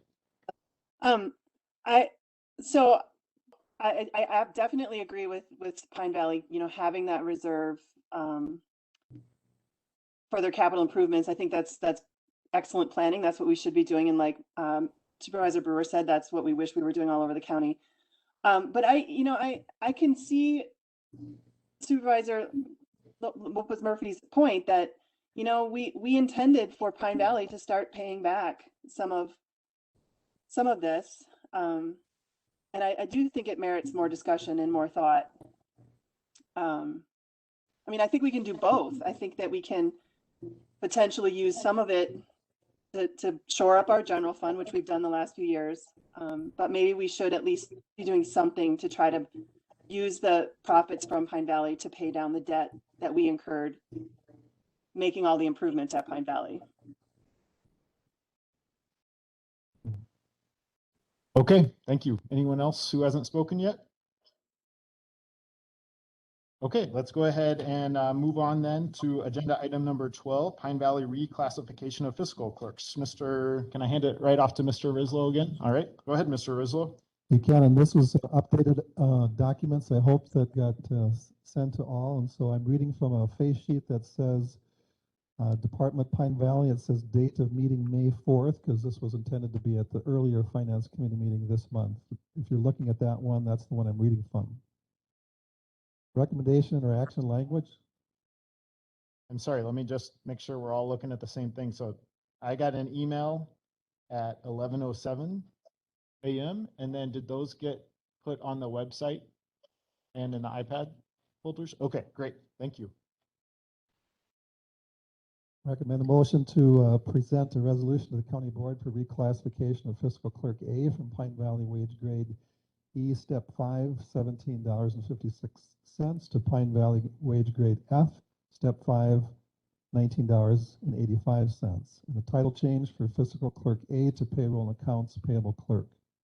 And for reclassification of fiscal clerk B from Pine Valley wage grade E step 5, $17.56 to Pine Valley wage grade F step 5, $19.85. The title change for fiscal clerk B to billing specialist.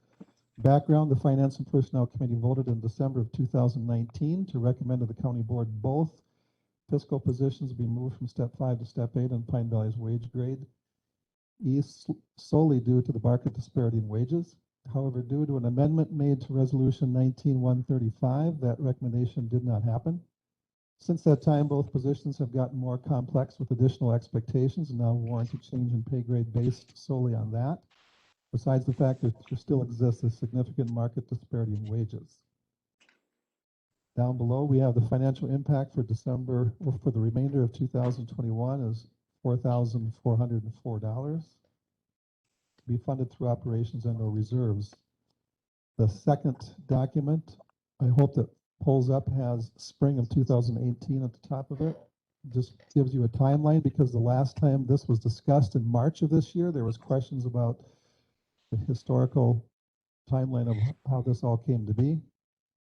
Spring of 2018, there was an opportunity to appeal the fiscal clerk disappointing wage grade placement in the Pine Valley wage plan that was set up. However, we did not appeal at that time. Spring to fall of 2019, one of these positions turned over twice. In December, Carlson Detman analysis showed a $2.29 per hour market disparity between Pine Valley fiscal clerk wage and market wage. That same month, we took this to the County Finance and Personnel Committee, who approved our wage increase request for both fiscal clerk positions. That same month, the County Board amended resolution pulling fiscal clerk position from our request. January, December, we had the pandemic. We did not reapproach the subject. January of this year, we did, and the trustees approved reintroducing the request through Carlson Detman. February 2021, we were on the agenda for this committee, but we pulled it to more thoroughly prepare our documents. In March of this year, the extra preparation paid off and that Carlson Detman analysis concluded both positions' job evaluation ratings had increased in areas of thinking, challenges, interactions, and communication. However, Carlson Detman recommended reclassifying only one of the positions up a grade. Pine Valley wage reclassification timeline recap continued. March of this year, we've made the request to this committee for both positions to be reclassified, emphasizing that Carlson Detman's analysis agreed with Pine Valley's analysis that both positions had changed in their complexity. Additionally, we argued that even though the Carlson Detman recommended one position not be reclassified up a grade based on their point system, that Pine Valley believed it still warranted moving up when considering Carlson Detman's own analysis showed the position being $2.29 per hour behind market, which was a year and a half ago. Pine Valley argued that this fact, in addition to the complexity having changed, warranted approving the increase. However, there was discussion that continued on, and it was clear the committee did not have all the necessary documents in advance, which brings us back to today. The last document on page 4 of your handouts is from Carlson Detman, which goes over the changes in their mind for the payroll and AP clerk and for the billing specialist. I'll take questions. Okay, committee members, questions for Mr. Ruslo?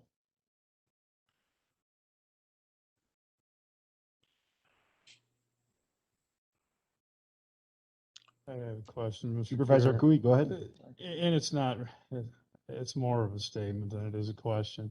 So every department in the county is behind in the wage scale, every one of them. And I get this, that they probably deserve to be moved up. I'm not really questioning that. But we go over this every month or every other month from various departments, and we're constantly moving positions, reclassifying, retitling, whatever, to get them to a different wage scale. At the end of the day, we just need to fix the wage scale and pay what we should be paying. It's not about moving the needle and moving it here and moving it there. We nickel and dime our way through this, so we move 5 positions and we leave 50 unchanged that don't get a raise. So right here's 2 more people that are getting a raise out of the how many that didn't get a raise last year because we didn't have enough money. So I guess my point is we just need to fix what we got a big problem with, and it'll fix all this, and we won't have to deal with it on a regular basis. I'm not against what you're saying, Tom. What I'm saying is we reclassify all the time in every department, it seems like. We need to fix the wage. That is just my statement. Supervisor Luck, I pulled up the document from the Administration Transition Committee about the employee handbook and changes that your committee is suggesting. Do you recall, I've got it up in front of me right now, but do you recall discussion around whether the Finance and Personnel Committee would be handling reclassifications in the future? I read through your changes and just I'm curious what the discussion was like at the committee. We had extensive conversations about this. I believe where we landed was that that the administrator would, he would evaluate all of that and would bring it to the Finance and Personnel Committee he would confer with the Finance and Personnel Committee on that. Is that what you were looking for? Like who? I think so, because in the changes that you guys had made, I pulled it down from your last committee meeting where you talked about this. You did insert that county administrator, but you kind of still gave the final authority to Finance and Personnel to make reclass changes. So I just wanted to make sure I understood that this wasn't going to be leaving our hands potentially within a month. Just wanted Right. to... No, I think that we still intended. I mean, I'm trying to remember exactly where we left it. I mean, we want the county administrator to really have the efficiency and ability to make these kind of decisions, and yet we feel like the finance committee does need to be somewhat involved in the process. Okay. I also pulled up the language from our employee handbook that's current, and it does say that reclassifications have to be taken up by the county board. What's not in here that is kind of an unwritten rule is that departments will go to Carlson Detman and get their opinion. And then basically what Carlson Detman is saying is we agree with Mr. Rislow on one of these, we don't agree on the other as far as reclassifying from one grade to another. So I think what is being asked today is that it's basically kind of an appeal from our consultant, from Pine Valley about our consultant's recommendation. And so I just want to be real clear that we don't have a policy on this. It's sort of informal and unwritten. The departments go to Carlson Detman. And then if they don't like Carlson Detman's opinion, they can come to us and we can decide something different than Carlson Detman. After reading through all this and thinking about it, you know, I'm not an expert in this. I could not sit there and read these job descriptions and really know what I was talking about or form a good opinion on it. So I'm uncomfortable saying, oh yeah, Carlson Detman, you know, said this, but I think I know better, you know, that's where I'm at. So I'm okay going along with Carlson Detman's recommendation about reclassifying one of these. Could I address? Or should we have a different policy and not be using Carlson Detman, or what should the policy be? But to come to the Finance and Personnel Committee or the county board, you know, I'm not an expert at this stuff. I don't know what people do and what constitutes one grade to another. You know, I come in here for a few hours a month. You know, what would I know? So that's what leaves me with some discomfort about going forward in this way. Exactly. Mr. Rislow, go ahead. Feel free to respond to all these comments. Supervisor Cooey, thank you for your comments. I would not bring requests to this committee if it was just about market wages. I agree with your comments and that something needs to be done about that. What Therese did is analyze the complexity of the jobs that these people were doing, and that's why we're bringing this forward, because that's what the historical context of what this committee has approved is people's jobs have changed. She had to convince herself that those two changed, which she did. She had to convince me, which she did. We had to go to the trustees and convince them. And then we went to Carlson Detman and convinced him on one, and the other got there and didn't quite ring the bell. And the only reason I'm bringing up market is if it didn't quite ring the bell, then look at the fact that she's way behind in market. If she's that close to ringing the bell on that one, that's the only reason I'm bringing it up. And Supervisor Luck talked about the process a little bit. Just my input in the future, I hope that these things aren't having to be brought through the committee. I think because of your own uncomfortableness dealing with this, I hope in the future it can be left between the committees and the county administrator and be dealt with by that. Mr. Chairman, Supervisor Brewer, go ahead.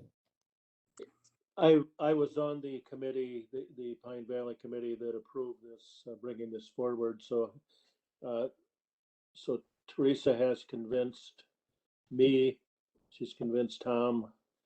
Didn't quite convince Carlson Detman. However, the question is, and I agree with Mr. Cooley, we need to do this overall. We shouldn't be parceling out.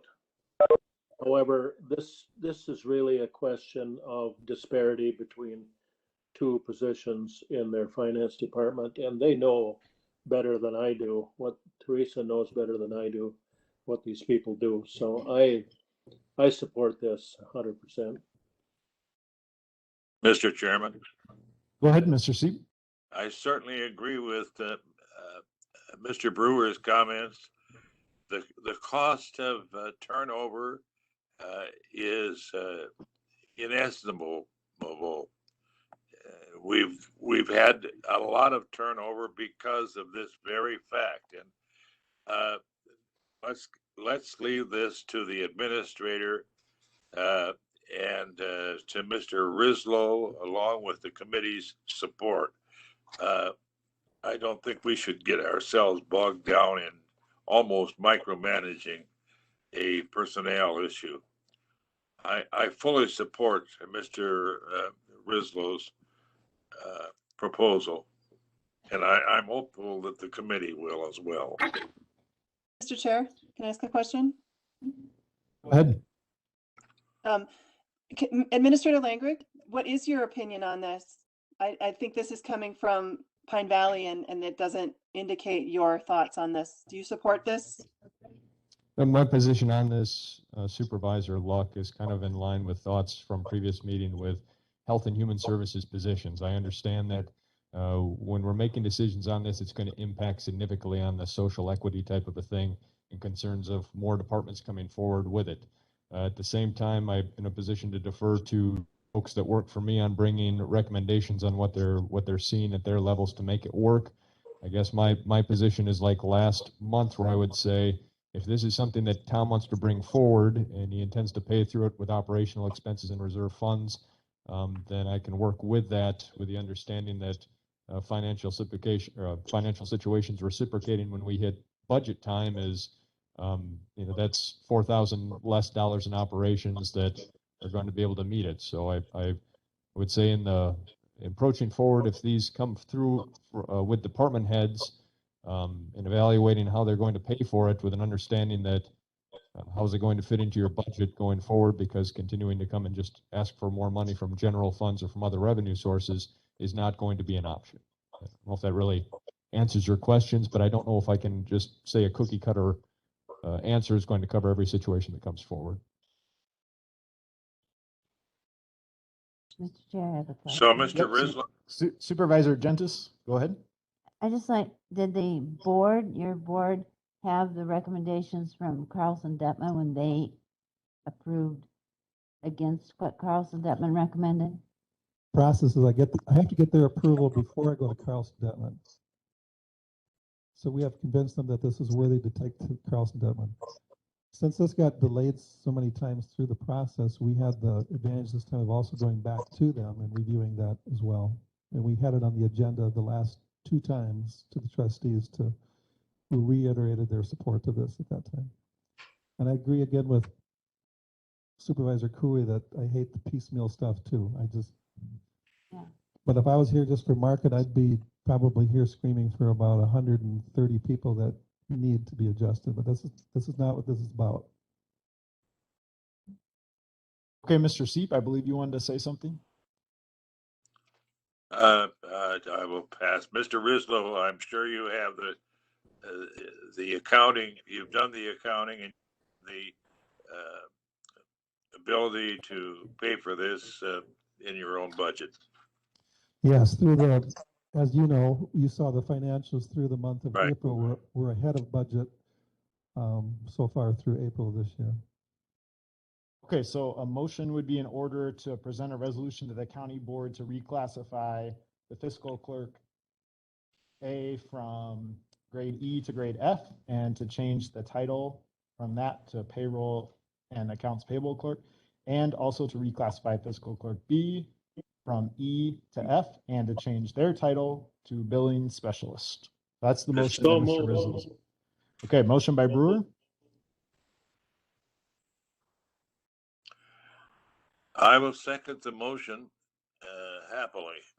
Okay, second by Seep, and I am going to request a roll call on this one. So, Mr. Bell, if you can get ready for that. Any further discussion before we vote? Okay, go ahead, Mr. Bell.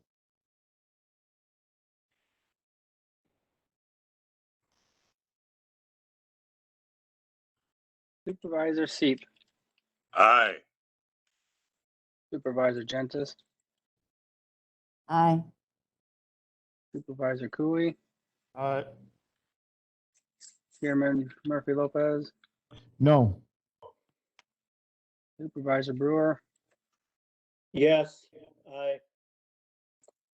and Supervisor Luck. Aye. 5 ayes, 1 nay. Okay, so the motion passes and this resolution will go forward to the county board. Thank you, Mr. Rizlo and Ms. Deckert. Okay, agenda, let's see. Anyone ready for a motion to recess for 5 minutes? Or do you want to keep going? Okay, I got one. Mr. Keep Chairman, going. Yep, go ahead, Mr. Brewer. I will be leaving the meeting now because I have other duties. So Okay, so far so good. Well-run meeting. thank you. Safe travels. Okay, agenda item number 13, strategic challenges and goals tracking. Mr. Langer. Mr. Chair, looking today for a motion to accept proposed deviations to the administrative strategic challenges and approve projects to concentrate administrative focus. And pending discussion today, it may be appropriate also to make a motion to amend Resolution 2107, as that is the resolution establishing what the administrative challenges and priorities are for the administrator. Additional guidance may be given through motions today. My intentions are to report progress, completions, and refocus to the Finance and Personnel Committee as we work on these, and to look for your guidance. Let me pull this up on the screen just to make sure we're all looking at the same thing here. Background on this item, as we discussed in previous meetings and talking on the strategic plan underneath our coordinating charge to this committee, paragraph E, it's your job to serve the best practice, most efficiency, and that it's, the things we're doing are in the best interest of the citizens that we serve. Resolution number 2107 was a resolution approving the county administrative strategic plan and administrative priorities. As our environment and our needs continue to evolve, the growing collection of projects and initiatives is in need of prioritization. While all identified projects, initiatives, and strategic goals are important, I'm finding that in trying to keep focus on all these items limits the probability of completing any in a timely fashion. Today, I'm proposing the following deviations of the strategic goals and administration, which we'll review. Postponing the goals number 4 to develop more uniform HR policy and procedure. 6, develop plan and funding for more broadband. 7, develop finance and purchasing policy. And to amend goal number 5, implement a uniform performance review program to state, implement a uniform department head performance review program. I'm proposing then that these projects receive currently administrative focus until complete or other guidance is given, and them being the ambulance garage project development, which includes land acquisition and resolution adoption. Number 2, ordinances and resolutions accessibility online, which is also iterated through an MOU understanding through the county clerk. Ordinances to convert to a book of ordinance, an adopted plan, having that in place again, which kind of falls through the admin team clerk section of the house. A policy of our record review and retention schedule, an adopted ordinance with that, and that kind of sets the foundation again for a record purge on going through and figuring out what records we need to keep and which ones we can get rid of. Item number 6, streamlining a process for property development with an adopted ordinance. Number 7, the Tri-County Airport Agreement, Engineering Agreement, and a project resolution to get that on track to make sure that we can potentially hit funding from the FFA. MIS, future budget distribution and purchasing with departments. And then 4 budget items, including the process planning and coordination for the budget, union negotiations, reaching a tentative agreement, the 2022 budget process, and our health insurance. We have a benefits review that we're piecing together with a review team, as well as the capital projects and improvement process and the plan for borrowing, which we discussed today. So a review on our, got one more piece here. So kind of just as an assessment, kind of a ballpark on our capacity for any individual to kind of keep track of a project and project management. 3 to 5 projects, I think you're doing pretty good and you can cook through them. 5 to 10 projects, I think you can keep momentum going. 10 to 20 projects, I think you can have a pretty good sense of what's going on, but trying to tend to all of them becomes a challenge. And then over 20, it's very much a reliance on supporting cast, and then continue prompting from yourselves as supervisors, from committees, from department heads on what the most important thing is that given minute. Our strategic plan tracking, which is a document you're familiar on. This is the document that we've kept pace on through several different meetings on tracking how we're approaching our strategic goals. Again, these were the goals established with the incoming session of county supervisors. We're getting close to completion on developing a long-term strategic plan. I hope we've kind of hit a little bit of a stall here as we do a reconnect with Southwest Regional Planning on finalizing that strategic plan. Transitioning from the HR functions from the county clerk office and finance functions from the county clerk's office to the administrator's office. Close. The motion today to get a new AS400 vault helps get the office established, as well as the MOU that's in place and position description for kind of financial officer type of obligations gets us close on that one. Making resolutions and ordinances available on the internet. Again, looking for clerk support on that as we progress. 4, 6, and 7 here were the ones that we're looking to postpone until future sessions. Number 5, implement a uniform performance review program. Again, looking to amend that to department heads. I've been scheduled, this is a self-inflicted schedule. At this point, I should be through 7 department heads, and I've completed 3. 8, develop a new county board orientation program. I've had much discussion on these. We've had preliminary work on it. Again, we're hoping to have this in place before we hit the next session, as well as having a procedure in place for how we address our initial organizational meetings at the committee, commission, and board levels. Full review of county handbook amendments and addendums. I'm hoping this is something we can address post-budget. We finish up the budget and adopt it in October, dedicate the months of November and December for a thorough review. We've completed on 10, we've completed on 11. And developing a classification and compensation plan is in a draft mode. I hope to bring it forward to you folks next month.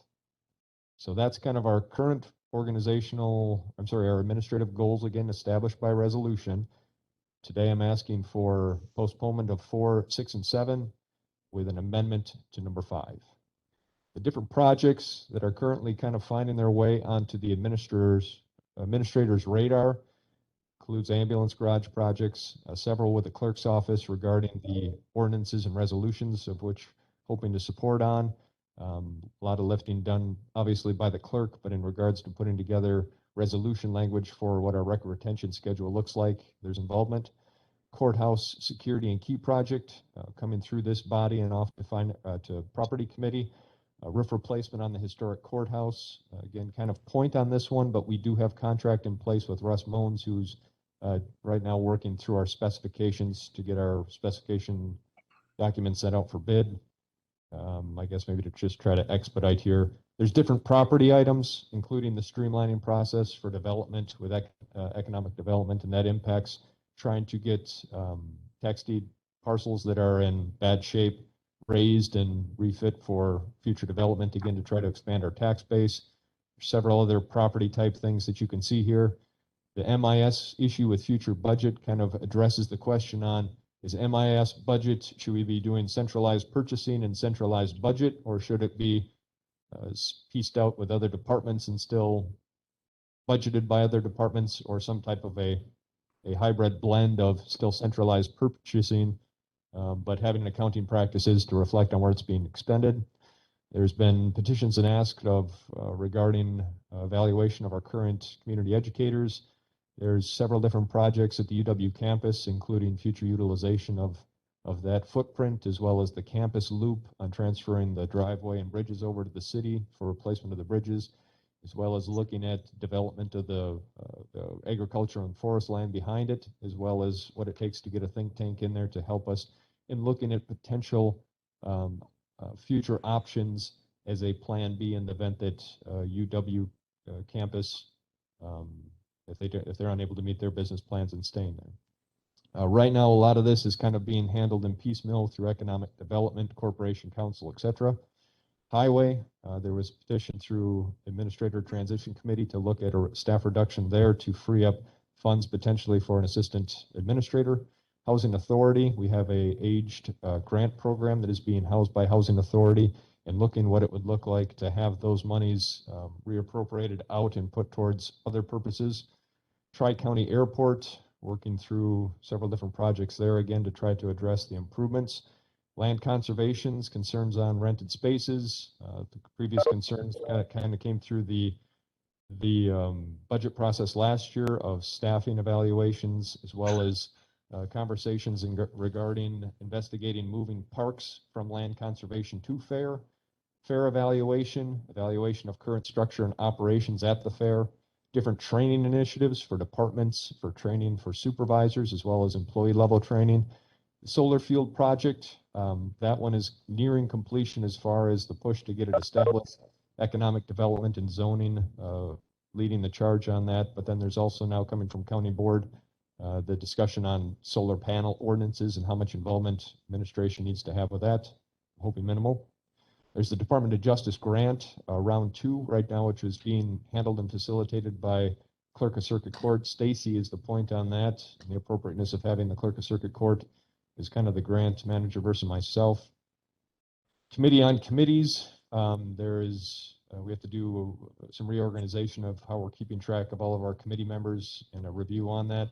Sheriff's Tower Project, a chunk of finance, a chunk of human resources with several different policies, FLSA review, CDBG close program. Economic development is doing the bulk of that, but in regards to coordinate how the funds still flow from the state to the county and out to the different vendors, requires some in-house tinkering as we try to sort through those items. The different administration projects, as we talked about today with the S400 system, heavy lifting by MIS, but certainly involved with those efforts. Sorting out floor space, finalizing portal and agency accesses, the petitions and requests for broadband development, the petitions and requests to promote more Southwest tech presence in the county, several different policies regarding incoming board session and organizational meetings, which kind of relates to some previous items with training, policy and procedure for contract review, heavily involved with corporation counsel, performance evaluations for departments heads. That kind of ties into a current strategic goal, but having an actual procedure and policy in place. Board redistricting, and then the strategic planning of the push to finalize that and get it adopted. So the list flexes and grows every day. There's maybe 3-4 things that come on and a couple things that come off. But overall, these are the things that are kind of on the radar. Many of them originating from committees, commissions, and boards. Some of them originating from individual supervisors. Some of them are coming from administrative needs, things that are identified that have to be done. Some of them are coming from citizen requests as well. So kind of coming back around then. Oops, I closed it out. Looking again to kind of get your take on 2 parts of it. How much involvement yourselves as a body in guiding the administrative focus on things that need to be done, as this is kind of we're still breaking water here on how our relationship works. And I don't want to put you folks in a position where you feel like you're having to micromanage on things, but at the same time, with like everything, administration being a limited resource, where do you want the focus placed at? So I think I've probably talked enough, Mr. Chair. Okay, so I purposefully did not interrupt because I wanted to really stew in all of the things that we put on his plate. But let's let each committee member react to that presentation. So whoever wants to go first, looks like Supervisor Luck is ready. Sure. So, I mean, we've known that I appreciate Administrator Langreich's ability to create a spreadsheet that lays it out so clearly. On the one hand, I'm really excited because all of these items are things that have been, we've talked about trying to do something about, but to actually have them written down and in a plan, of course, then it also makes it look incredibly overwhelming for our administrator. So I do agree with his thoughts on postponing and changing some of the goals, because I think, and that's something that we should always keep in mind with any strategic plan, is it's a fluid document that we should always be mindful of, that things change and priorities change and crises change. And so we should always be mindful that it is okay to change. And I don't think we would be micromanaging you in just letting you know that, that we agree with changing your focus, or if you come to us and you say you want to change something and we disagree, having that input as well. So with all that being said, the only thing I would say is, like, one of the things, like item number 6 that you're asking to postpone, I might suggest that maybe that's something that shouldn't be on your plate. That's too much for one person to be taking on. And maybe the discussion could be, can we form a working group of maybe, a supervisor or 2, and then, an MIS person and potentially other interested parties, where they could be working on that instead of it falling on your shoulders, because that alone is one person's full-time job. So otherwise, I'm fully in support of all the changes that you've, postponing these goals and amending these goals. Thank you. Okay, thank you. Who wants to go next? I'll go next. I'll just make it very brief. I agree with Melissa, but I think that there's so many things that maybe need addressed and you don't have time for them, that you should delegate either the committees or certain people to look into it, to do your background work for you. I mean, we're not here to just sit. We should be doing some work. Okay, Supervisor Cooey, you want to go next? It's evident that there's way more than one person can do. You won't be effective, just like how you pointed out. You work on 3 to 5 projects, you get a lot done. The more projects you get, the less you get done. And at the end of the day, you don't get anything done. So my opinion is we definitely need to reduce what your focus is so that we can get things done. And if that means delegating or whatever it means, that's what we need to do. We need you to be pushing the needle forward, getting things done.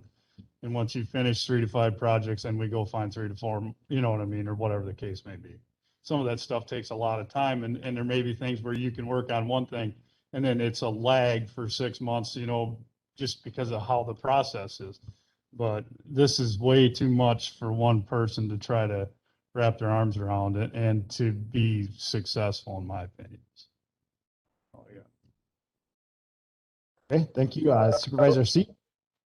Yes, thank you, Mr. Langrick, for your outline and your strategic vision.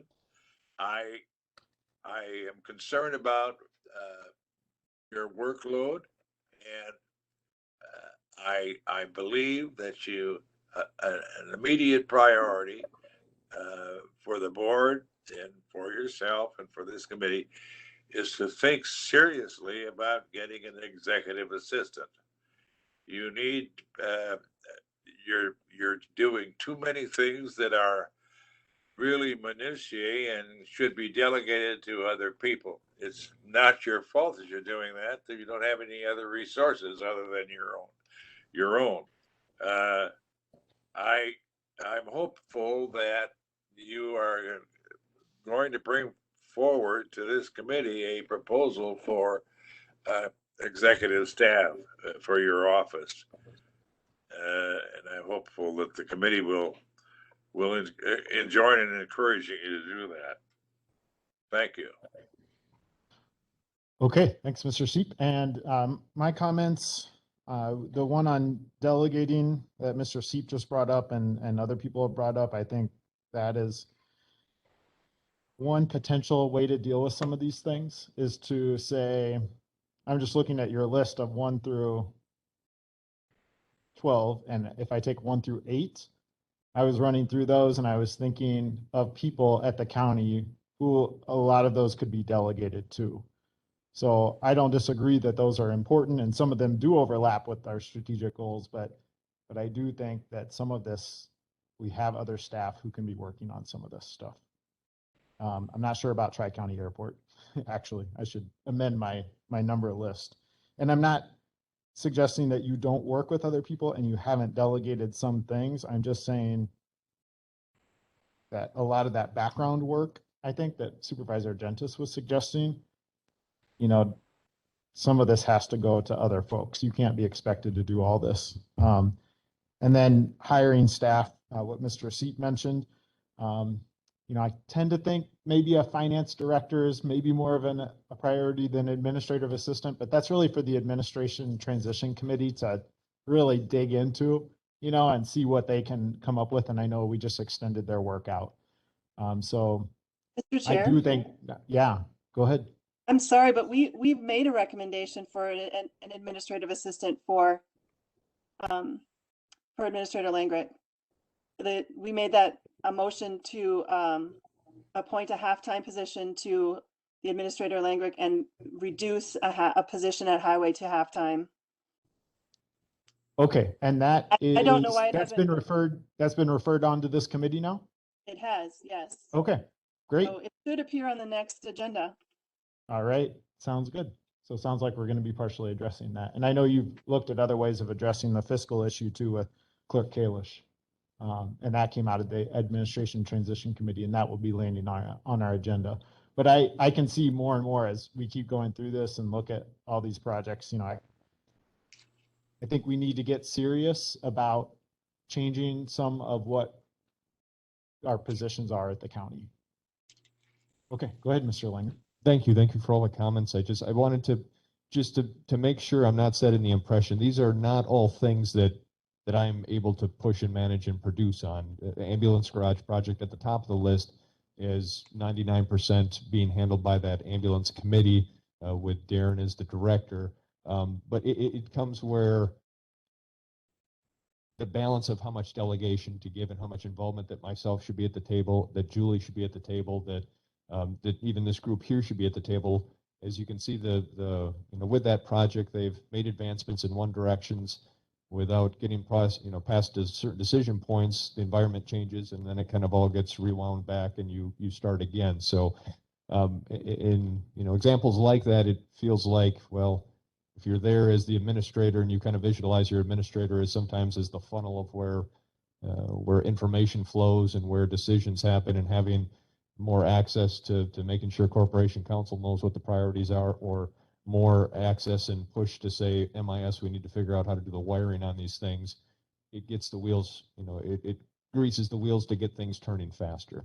But, so that balance on delegating and go take care of this project is also there with making sure that you have enough central view on it to make sure you can put other supporting pieces in to get these items moving across the finish line. So I didn't want to make it over inferred like these are all things that solely are falling on my shoulders, but at the same time, everything here feels like it should be on the radar for an administrator to try to keep tracking on and to try to help push. So delegation of balance, concur. Some of these things, I'm hoping that there'll be continued access and capacity with such things as bringing on an accounts payable clerk, with Clerk Kalish being able to come up to speed. Some of these obviously facilitate other goals that we have in mind. Push on an ambulance garage project, and completion of that opens up conversations of solving problems with land conservation placements and these other types of things that we have. So I do appreciate all that.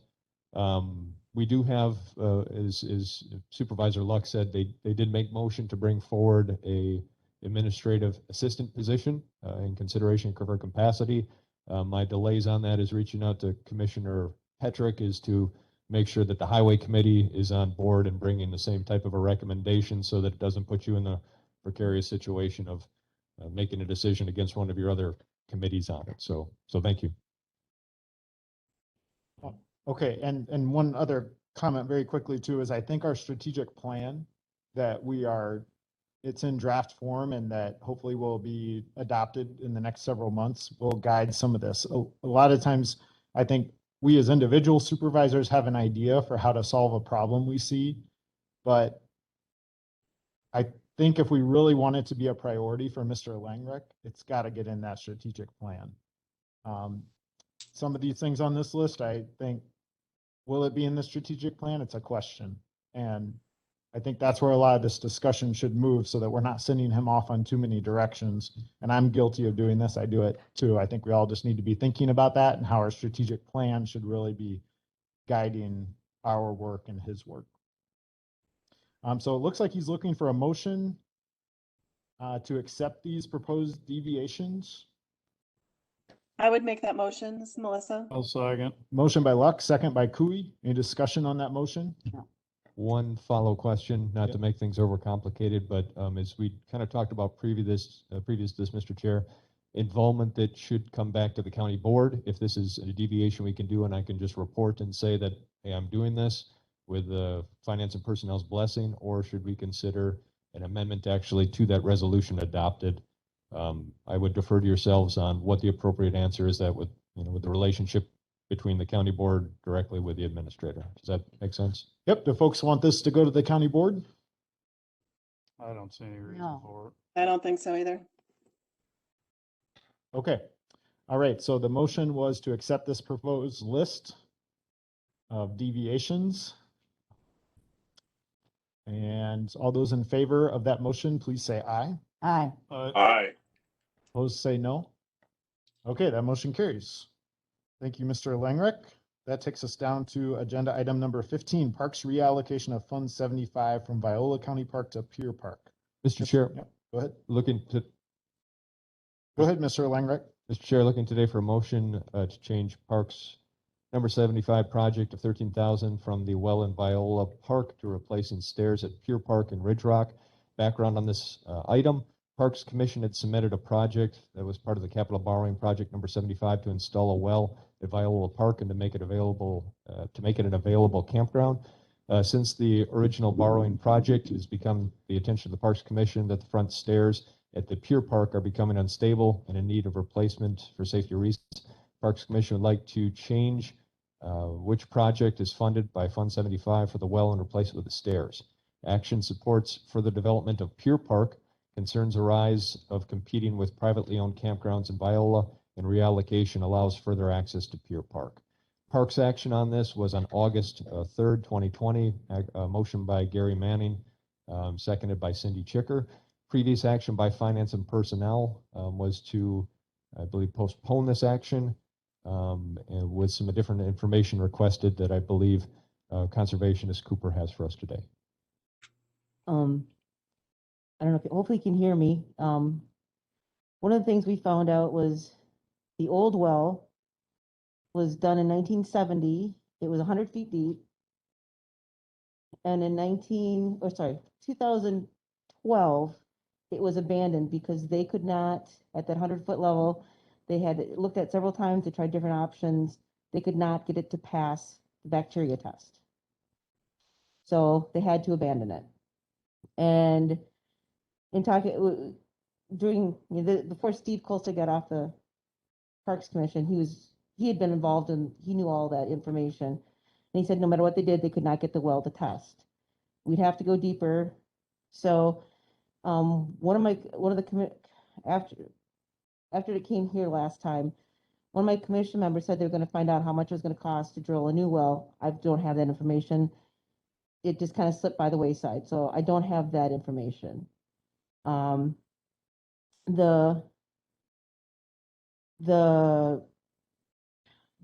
Gary Peters, sorry, Gary Manning, John Collins, and Carrie Severson from our Parks Commission met with Carpenter, a contractor Carpenter, and Roger Petrick out at Pier Park to look at the stairs. And they were able to figure out, and actually John Collins went out and reinforced the steps temporarily. Put some screws in, put a few boards in underneath to kind of support it, but it's a temporary fix. Within the next 3 to 5 years, the stairs really need to be replaced, or we just take them down and nobody goes on top of the rock. I mean, that's my understanding from what they said after looking at the stairs. The Village of Viola, I went online and measured it. It's their campgrounds in their village that they rent out is 1.5 miles from the county park in Viola, or county park by Viola. And I think some of the commission members' issue is the Village of Viola has developed it. They get payment for people who rent out.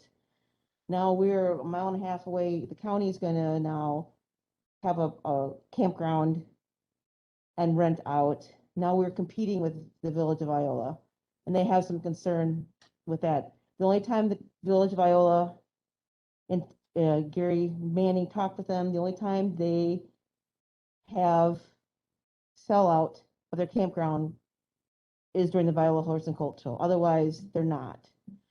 And I think some of the commission members' concern is now we would be competing with them for camping, and they've already got something established, and we're one municipality competing against another within 1.5 miles. Okay, so yeah, I did rewatch the video this morning from September when, and I appreciate you following up with that information on how deep the previous well was. We did ask for what the cost would be of drilling a new well though. And so it sounds like that hasn't been accomplished. Another question by Supervisor Cooey was how bad are the stairs at Rockbridge? So having a little bit more detail, say, photos. I stopped by there again this morning, to try to remember, and hasn't been painted. So obviously the wood's going to start rotting if we're not going to at least do paint jobs. So I'm still uncomfortable with this. I'm not, competition wise, I mean, are we competing with them right now because we have a free campground? Well, I'm just saying, I drove by there last weekend and I saw people camping out in our Viola County Park. And so are they going to Viola County Park because we don't charge them, instead of going into the community? So this one is just one I'm just not really, I'm uncomfortable with money being taken from a place, in a far-flung part of the county. We pay taxes up there too, and not having it does get a little geographical for me. I'd like to see the investment made up there. But what other committee members think?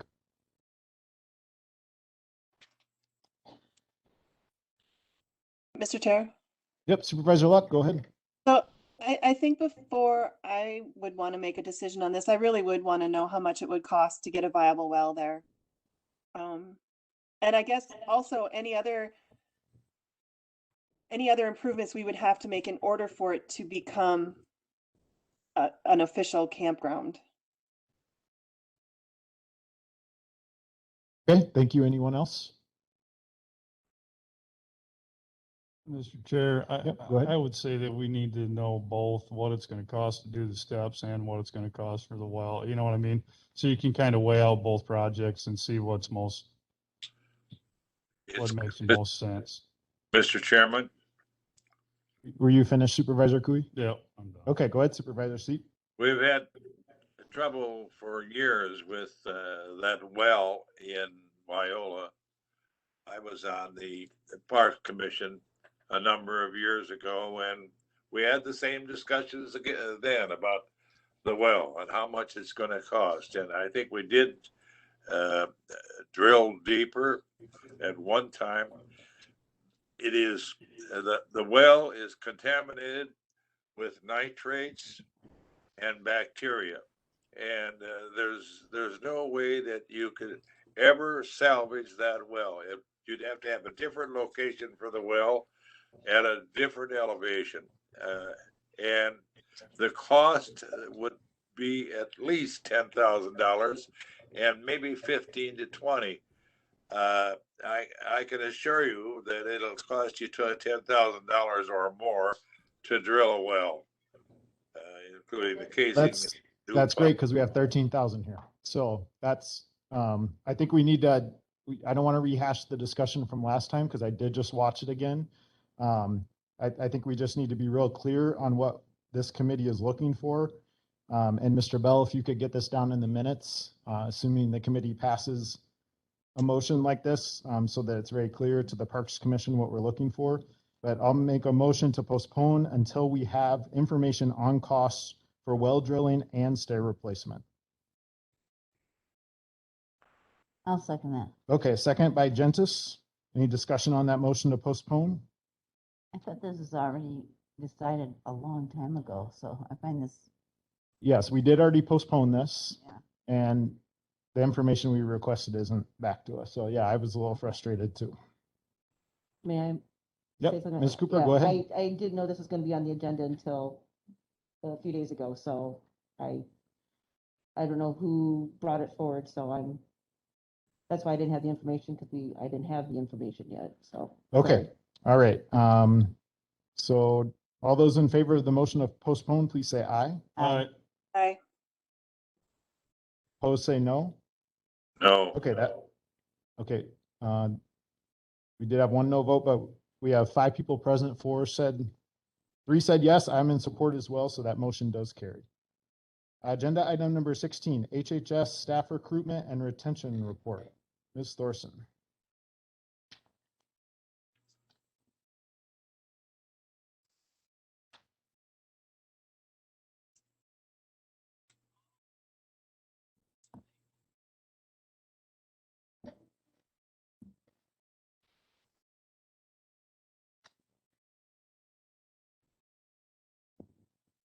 Thank you, Mr. Chair.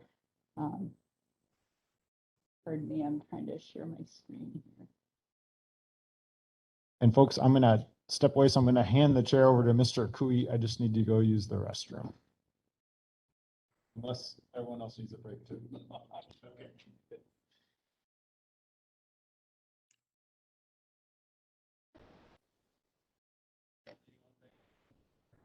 Yeah.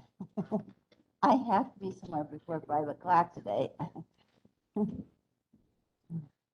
Are we Let's taking a go. break? Go. All right.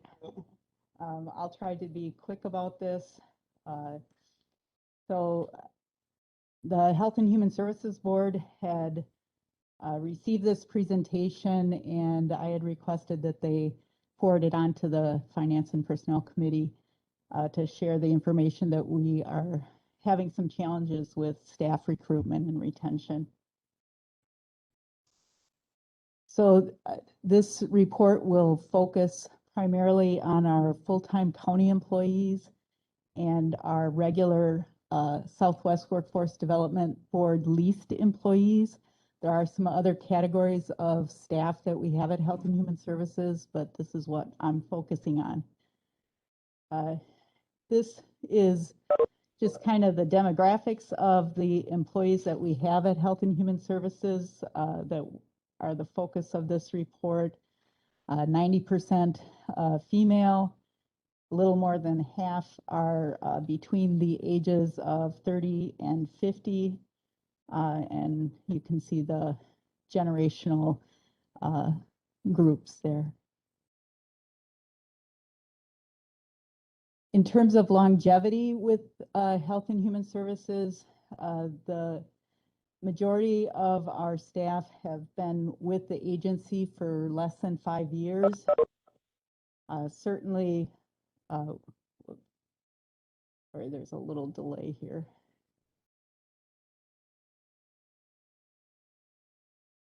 We have it on our iPad.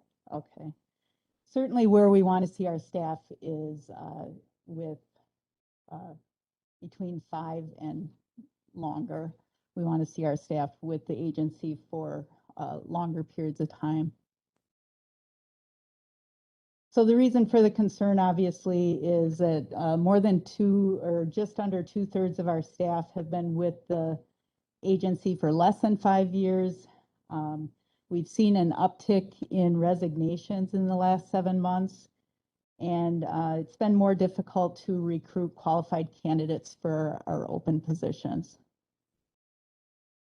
This is important, of course, because it costs more to continuously train staff, but also less experienced staff have a negative effect on our ability to provide effective services. And in order to provide effective services by experienced and skilled professionals, this is what helps us to keep individuals healthy and independent and able to function in our community. When individuals cannot function in the community and stay in the community, there's more disruption to their lives and to the lives of their family, as well as they're at greater risk of requiring more costly care, which oftentimes can include placements. This shows what our staff attrition or turnover has been at Health and Human Services over the last several years. As you can see, from 2015 to 2019, we've been in double digits of staff turnover. We had a significant drop in 2020, but we feel that that's probably related to the pandemic. And we've seen the uptick just through here now in May, increasing to 8%. And actually, within the last week, we've had 2 additional resignations, so that bumps it up to 9%. This shows what the average length of employment is of those staff who have left the agency. And as you can see earlier on, staff were staying longer. More recently, the concern, of course, is that in 2018 to 2020, the average length of stay has been less than 2 years. Oftentimes that indicates that either the job didn't turn out how staff had thought it would be, or they just don't see a future for themselves with the agency. This is a listing of the recent resignations over the last 6 or 8 months. Substance abuse counselor left in October, taking a similar position at Crawford County, earning $7 more per hour. ADRC information assistance specialist resigned in November, taking a comparable position with one of the family care organizations, earning $3 an hour more. Behavioral health, mental health therapist resigned in January, taking the position comparable with a private clinic, earning $5 an hour more. Economic support specialist resigned in January, taking the same position at Dane County, earning approximately $7 an hour more. Second ADRC information assistance specialist resigned in January, taking a comparable long-term care position, one of the family care organizations, earning $3 an hour more. And just recently, child and youth services case manager resigned and will go to Dunn County, earning $4 an hour more. The most frequent reasons given for leaving by those staff is our low wage and the rising healthcare costs. Also, they point to our vacation benefit not being sufficient for newer staff. We also hear the same concerns about low wage and rising health insurance costs from our current employees who state that they're also looking for employment elsewhere. I do exit interviews with every staff who does leave the agency, and a couple of comments I think really summarize the concerns. One is a staff person said, at many places you can see how your pay will go up the longer you're in the job, but here I can't know from year to year to the next, from one year to the next, if there will be even a cost of living increase. It's hard to see my future here. Second person said, it feels like each year I go backwards because of the increasing health insurance costs and wages not changing. This slide shows you what the history has been. Let's see if I can move that. Over the last 10 years for wage and benefit changes. This is by the county.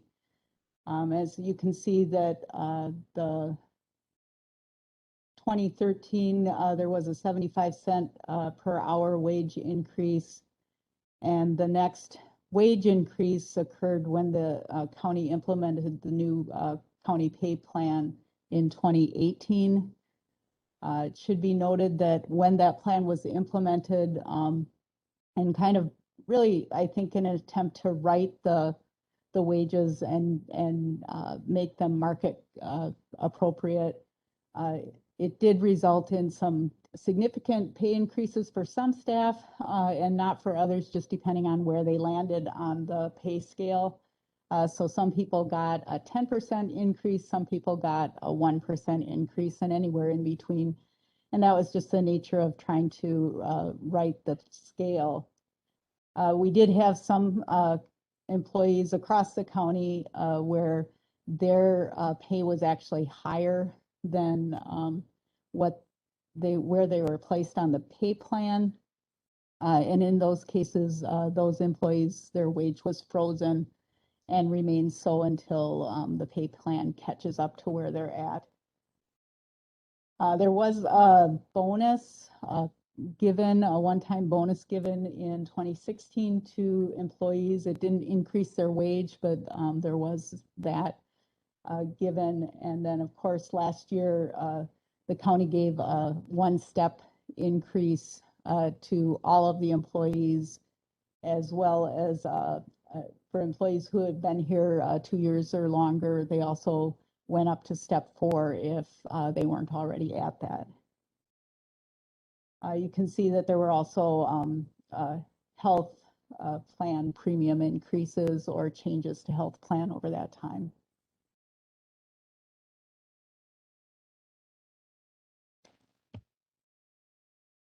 Sorry, the advancing isn't happening. We have it though on our iPad. Jason. Yeah. Yeah, thank you, Linda. I can't see what's next. Right. Is my problem. Oh, I understand. So this is the same slide. It just shows you the Health and Human Services staff turnover kind of overlaid on there. We do try some non-monetary related staff retention efforts at Health and Human Services.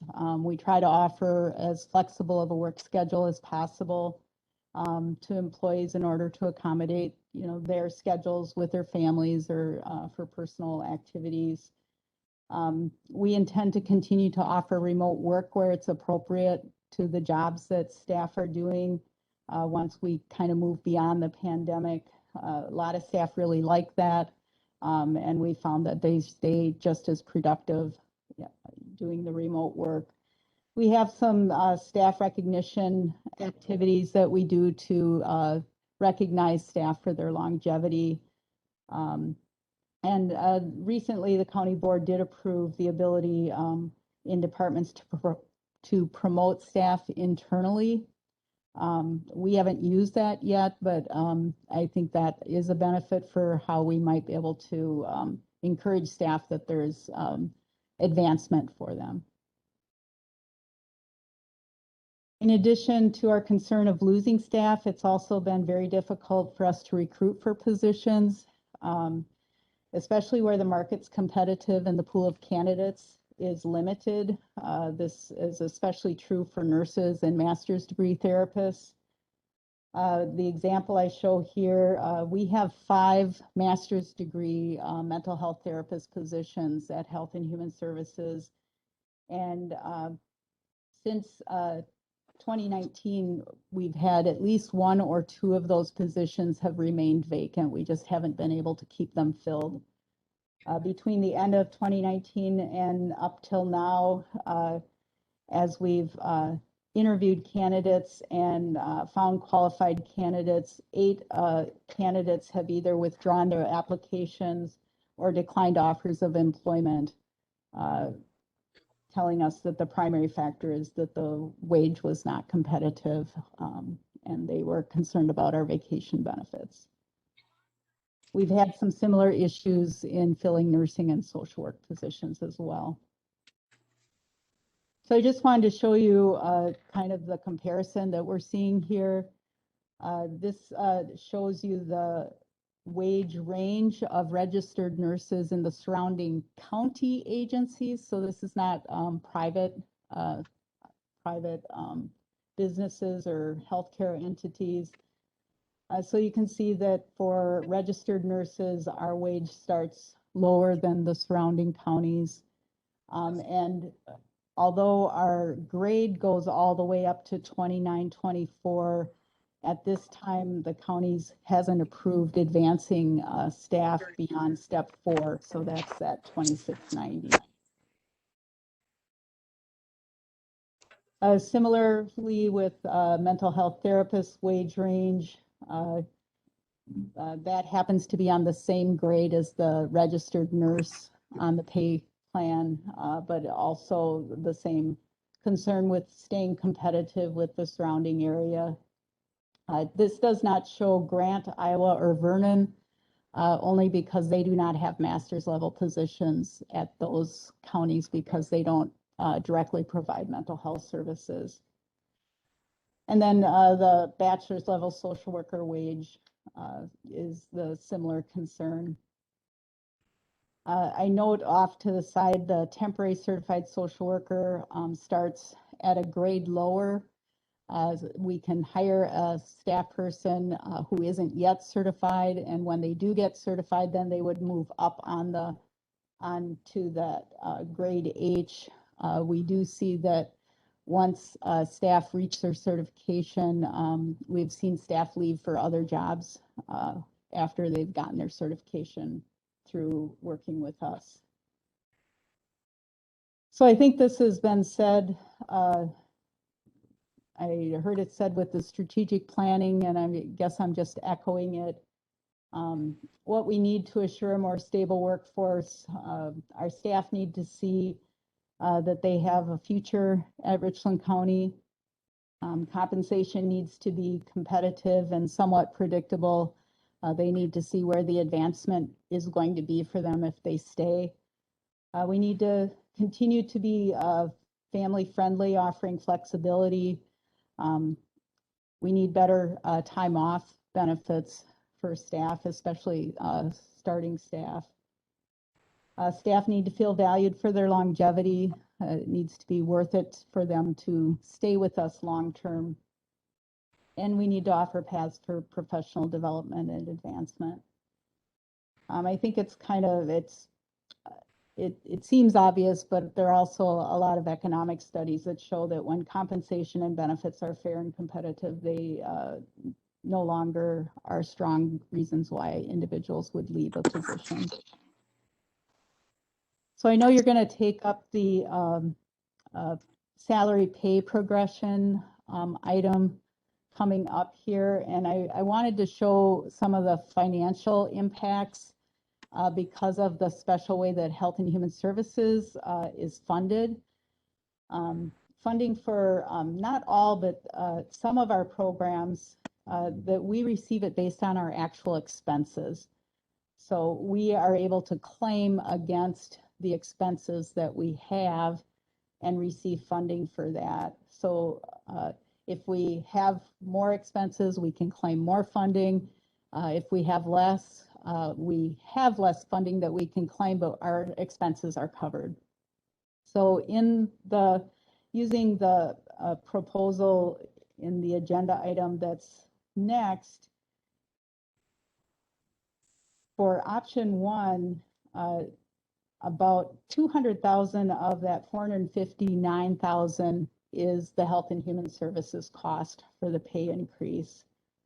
We would be able to tap into or claim an additional 123,000 to cover that cost. So with that, that actually would reduce how much would have to be pulled from other sources like county tax levy. In option 2, it's similar. About 60,000 of that 147,000 would be the Health and Human Services salary increase costs. We would be able to claim 36,900. These are estimates for trying to work through this. So we would be able to claim that additional funding to cover the costs of those increases. So then the costs to the county or other funding would be that 110,000. Are there any questions about that? Are you finished with? Yeah, okay. that's Great. the end of it. No, that's great. Thank you so much, Ms. Thorson. This was, I know for me, it was very eye-opening to see. I had never seen before the charts like you had on, let's see, it would be page 15, comparing us to our neighboring counties and showing it so visually. It makes it a lot easier to understand than just look. I've never been able to understand this as well, looking at our wage scale and thinking of step 8 as market. You know, I always wonder, well, what does that mean? You know, and this very clearly shows what it means. So I think that's very helpful. What vacation benefits would be more attractive in retaining employees? I just pulled up our employee handbook. We have 1 week after 1 year of employment, 2 weeks after 2 years, 3 weeks after 6, 4 after 12, 5 weeks after 23 years. What would you say would be more attractive to new people? Having staff have to wait to work for right now, I think it's 6 months. Actually, they work 6 months. They get 1 week. Okay. But 2 weeks right upon hire would be probably the more competitive way to go. And then continuing, so when they get through their first year, another 2 weeks is that 1 week and waiting. It just really does not seem to be the competitive. Okay, let's go with other committee members and see if you guys have comments or questions. Well, I think, Go ahead, Supervisor Gentis. Yep. I think Mark was addressing this earlier, that obviously we need to look at it. Our problem is we don't have sometimes the finances to do what we should be doing. I've said from the beginning that our vacation was not fair, and I think it should definitely be increased. I don't know, we're gonna have to dwell a little bit more here on whether we can do what is right wage-wise. Okay, anyone else? I guess I speak to this and I speak to it a lot. Working in where I work, of course, we deal with the same thing. I mean, you're constantly looking for labor. We've increased vacation. We've increased starting wages. We've increased all that. It still doesn't seem to make much difference. At the end of the day, I'm not really sure what the best avenue is to do it, because like I said, we've done everything already and been pretty aggressive with it, but our neighboring businesses are just as aggressive and we all still have the same shortfall. A lot of times it comes down to the work environment. You know, our environment's probably not the most suitable. I'm sure, you know, there's some other places that aren't either, but the only thing I know that we have to figure out how to do this. My opinion on how to figure out how to do this is we take our budget and we divvy it up to our departments and we say, okay, what are you going to do to make this happen? I mean, because that's the way I live in my world. So I get told what I have. Here it is. You want to do this. This is how you're going to do it. You know, you figure out how to do it. So that's one way of looking at it. It's sad, and turnover is terrible, and it's hard to fix turnover. Now it's even harder to fix turnover. So we've got to figure out a way to make this work. Can I say something? Let's just let committee members Oh, go I'm sorry. first. So I'm sorry. Supervisor Luck or Seat, either you need to comment or want to. I think I want to comment when we get to the next part, which is talking about what we want to put forward for our wage increases, right? Yep, you can save yourself. It's okay. Supervisor Seat, do you need to say anything now or do you want to wait? I'll postpone to the next agenda item. I appreciate very much this presentation. Okay, so I'm just looking for a motion to accept the report. I move to accept. Okay, motion by Seat, I'll second. second by Gentis. Ms. Dadun, did you want to make a quick comment? Yeah, it would be a very quick comment, just to piggyback on what Tracy said. I don't say too much at finance because I don't have a lot of experience with the county in finance. The wealth of my experience has come with my work at Health and Human Services. And when a caseworker leaves a case, it's not just you have to find a new employee. It's incredibly disruptive. One of the caseworkers that's leaving in June has been an integral part of a very complicated out-of-home placement case. And we're going to have to bring somebody in and bring them up to speed and have them get to know the new attorneys, the guardian ad litem, have to restart this whole placement search. And you can see why the burnout would be so high. And I would strongly suggest the 2 weeks, because they need a mental break. It's different than other jobs. It carries over on the weekends. Like, we worked all last weekend, all this week, and probably through this next weekend, because this placement's supposed to happen Monday. And they get, you know, yelled at by the courts. Why haven't you done more? And not always respected by the other attorneys. And I would strongly encourage an improvement to the financial piece of this. Okay, well, thank you for that, sharing that perspective. And as a former foster parent, I can say that it was very challenging to have 4 social workers in 12 months. And we were Richland County foster parents. So I definitely understand that, that retention of social workers for cases like that is very important. Okay, so all those in favor of the motion to accept the report, please say aye. Aye. Aye. Any opposed, say no. Okay, that motion carries. So on to agenda item number 10, going back to that one, salary progression plan, Mr. Langred. Mr. Chair, looking for implementation or recommendation for implementation, perhaps is more appropriate, for either a multiple step increase or aging the wage schedule to reflect CPI increases with the effective date of the first day of the first 2022 payroll and to incorporate into the 2020 budget preparation. Background on this, are you familiar with this? What we talked about last meeting. To refresh, there was a 3-3 vote on both options 1 and options 2. Options 1 today presented again with the added information provided through HHS for consideration that there is revenue offset against the expenditures for parts of the Health and Human Services expenses. Same reflecting in option number 2 with potential offsets and revenue increases for Health and Human Services. And then a third additional option brought to the table here today. There was talk on something in the middle, I believe, brought forward by Supervisor Brewer, and further discussion on what does it look like to do 2-step increases. So very general math on taking most of our steps are approximately the same for each position. So in doing a ×2 step to have those costs also on here with the reflection then of additional revenues brought through Health and Human Services. Below that, then, there is a capturing of the recent history of pay progressions, general employees matching, for the most part, what was brought forward by Health and Human Services to show what general employees experienced. Let me throw this up on the screen so folks in the room here can see.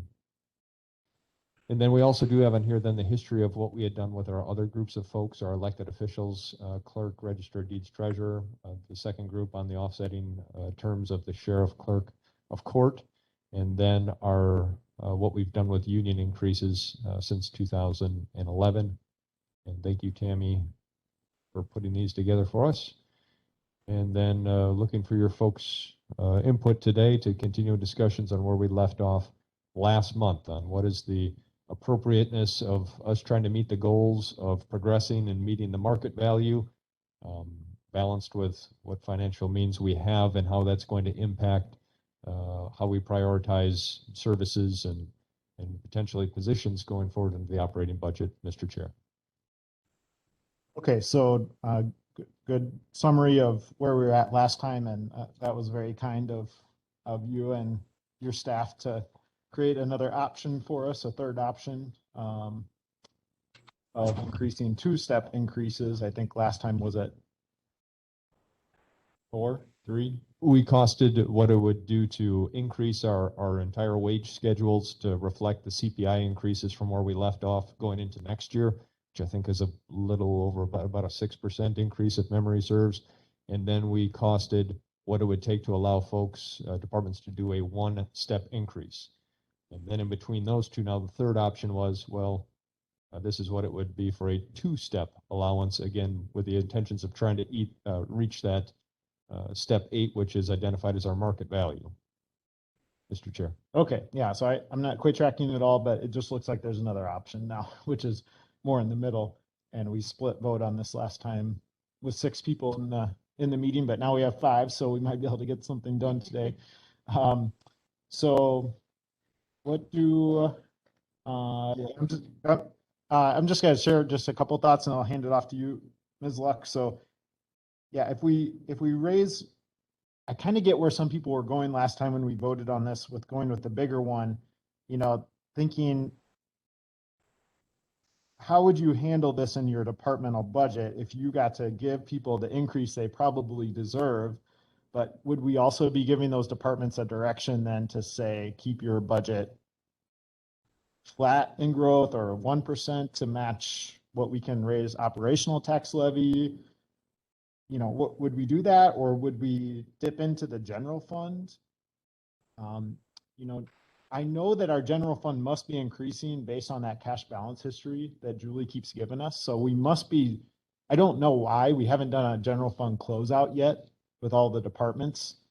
We haven't looked at the past ones either to see if maybe there's something happening there, if we're getting more revenues than is being forecasted or what have you. But, you know, no matter what we choose here, we've got to have some sort of, I think, general strategy in our head about, are we reducing staffing levels, or are we dipping into the general fund, or what if we do these increases? So just love to hear other people's thoughts. Supervisor Luck, go ahead.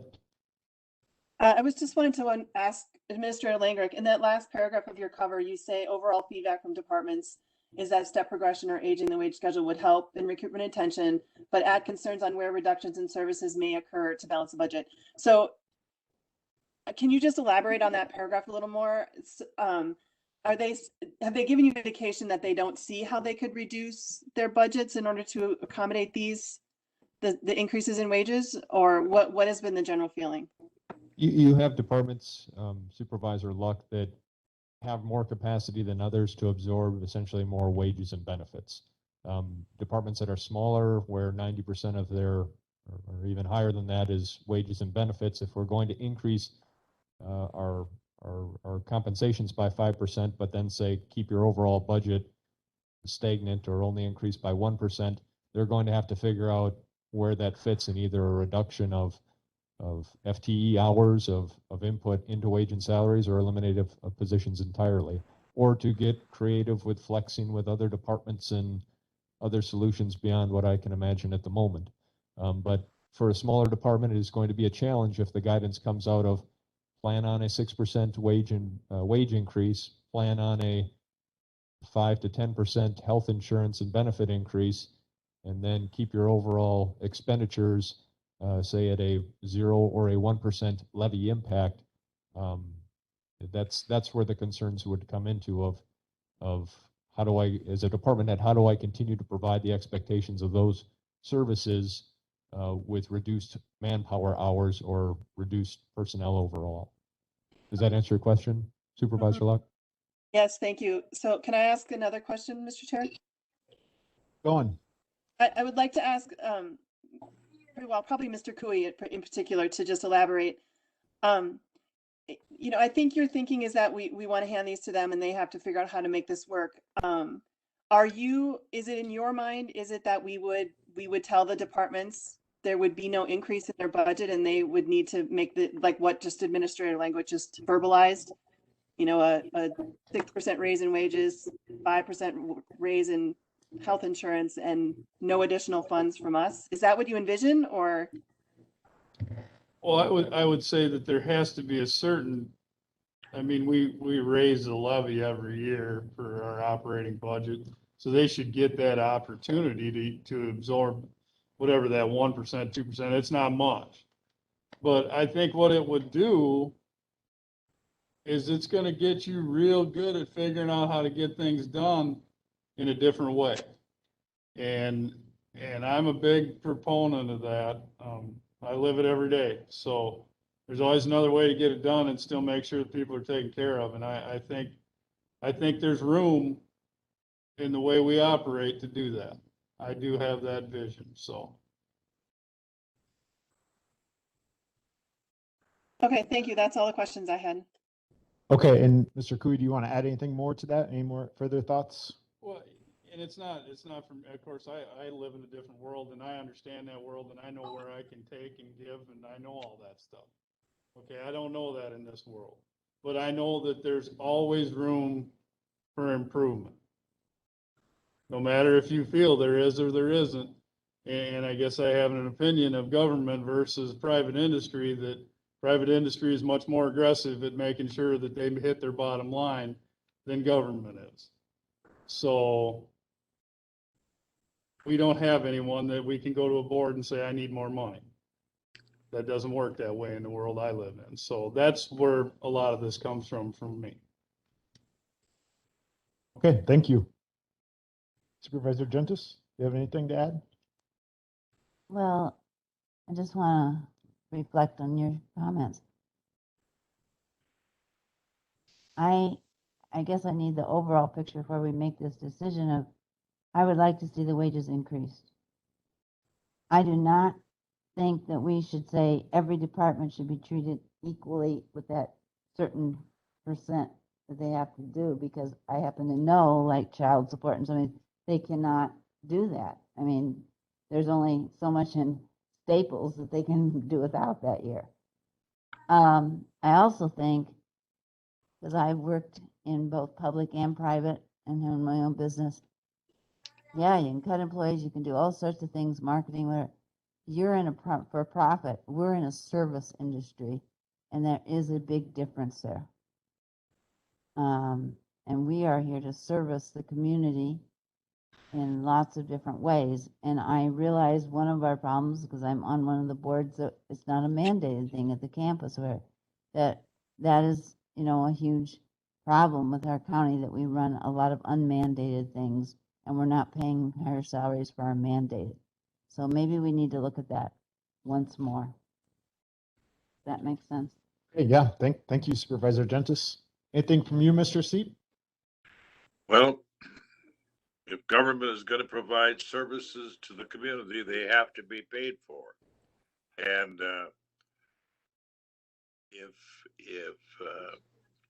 if you want those services, and you know that there are interests in the community who demand those services, then they have to be paid for, and that means you have to have revenue to pay for it, and the revenue has to come from taxes or other sources. So let's not be afraid of providing an adequate incentive to our employees by means of compensation in order to provide those, or have the staff to provide those services. That's what government is all about, is providing goods and services to the community. And it takes money to do that. Okay, thank you, Mr. Seep. So we got a motion before us to implement one of these options. We've got 3 options before us. So how about let's get someone to make a motion for one of the options, and then we'll discuss the merits or demerits of that. And then if I can just make a comment, again, the implementation of this, you would be viewing it as this is how you're going to set up and telling your departments how to request appropriation. So it doesn't mean that this is necessarily carrying through a budget process. It's just setting the stage for what you're going to tell departments to do that preliminary budget to begin the evaluation and process. that's correct. And if we wanted to, you know, also recommend some sort of, you know, stay within this percent increase, you know, as you develop your budget, you know, that will be an option at some point. I don't know if we need to do that today, but I'm assuming we need to give some sort of guidance on that at some point. At some point prior, but obviously as we continue to work through the capital improvements, capital projects, and what we can use for that American Rescue Plan, that'll still have some impacts on operations yet. So I don't think we're quite ready to do that. Okay, so today we're just suggesting, I'm sorry, I shouldn't say suggesting. We are setting the expectation for how wages will be advanced in the budget development process. So departments will not be developing 2 budgets or 3 budgets for us as far as wages go. They'll be developing 1 budget, and we're giving them one of these options to work within. Mr. Chair, I'm ready to make a motion, ahead. but I have a comment first, or question. Yep, go ahead. Mr. Langrick, do you have an option that you think is feasible or the most likely to work, in your opinion? I guess there's kind of 2 parts that I have on it. The first one is, if we don't cost our overall wage schedule, then really I think by just trying to move steps on at this point, I feel like we're trying to falsely meet a market value that's, you know, we reach step 8, so what, we really aren't at a market value yet. So I guess that's why I'm kind of gravitating more towards do the cost increase to the entire wage schedule. That preserves that wage schedule, in my opinion, a little bit longer. We still have the goals, though, of trying to reach then the step 8 beyond that, but at least then we come forward and say that we have a wage schedule that is somewhat current and valid in time. Does that make sense? Okay, that was what I wanted to know. Okay, so I'm prepared to make a motion that we accept option number 1 and see how that goes during the budgetary process. It doesn't mean that we wouldn't end up going to option 2 or 3 once we see the final numbers that we get from our departments. So that's my motion is for option 1. Okay, motion by Luck. I'll second it. Second by Cooey. Discussion on the motion. I know Ms. Thorson was raising her hand. Did you want to say something? Yes, thank you, Mr. Chair. I just, speaking from the perspective of developing a budget, I appreciate that this is the motion before the committee. I think that because being a large department and having different revenue sources, Health and Human Services probably can work with how we develop our budget to try to make something like this work. I appreciate Supervisor Gentis's comments that smaller departments don't have that same capability and will likely need some financial assistance from the county to get those employees to the that pay level. But I think as a large department with other revenue sources, Health and Human Services would be able to work with a budget to try to get our staff up to this level. Sure, because you can rely on state and federal funding to soften the blow for your department. Yes. Okay, Mr. Rizzo. Coming through or not? Can you guys hear him? Testing 1, 2, 3. Okay, they can hear you. You're good. Just, I appreciate that the motion is in support of option number 1. That's the one that we would support as well. We think that from Pine Valley's standpoint, what we anticipate getting from funding sources next year, that we'll be able to cover that cost of option number 1. I think not doing option number 1 just kicks the can down the road that we continually need to get beyond doing that.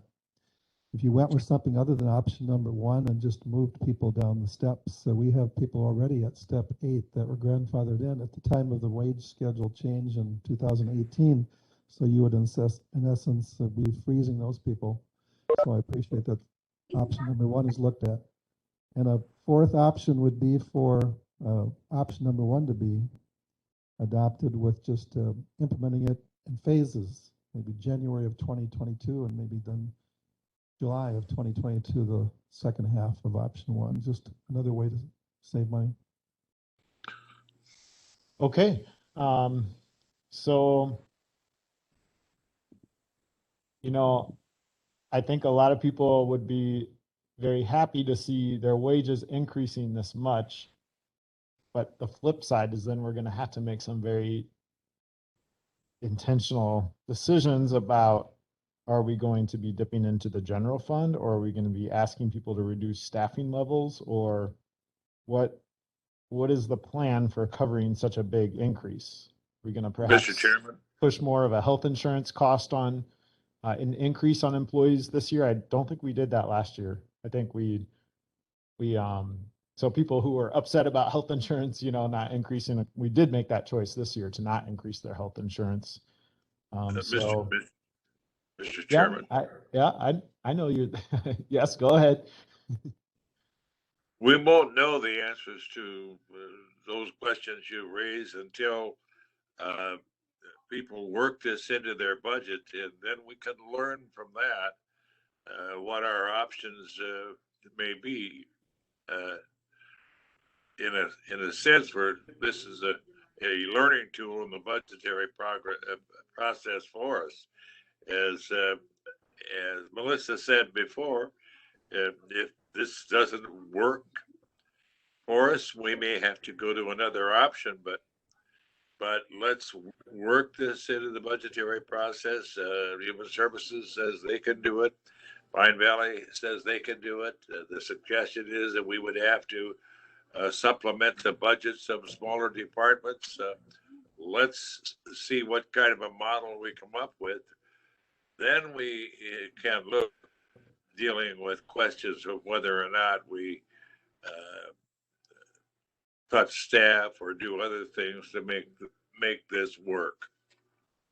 Well, what would you guys prefer? Would you rather we dipped into the general fund or reduce staffing levels or some of both? We or- don't know that yet. Well, but you know it's coming, $700,000.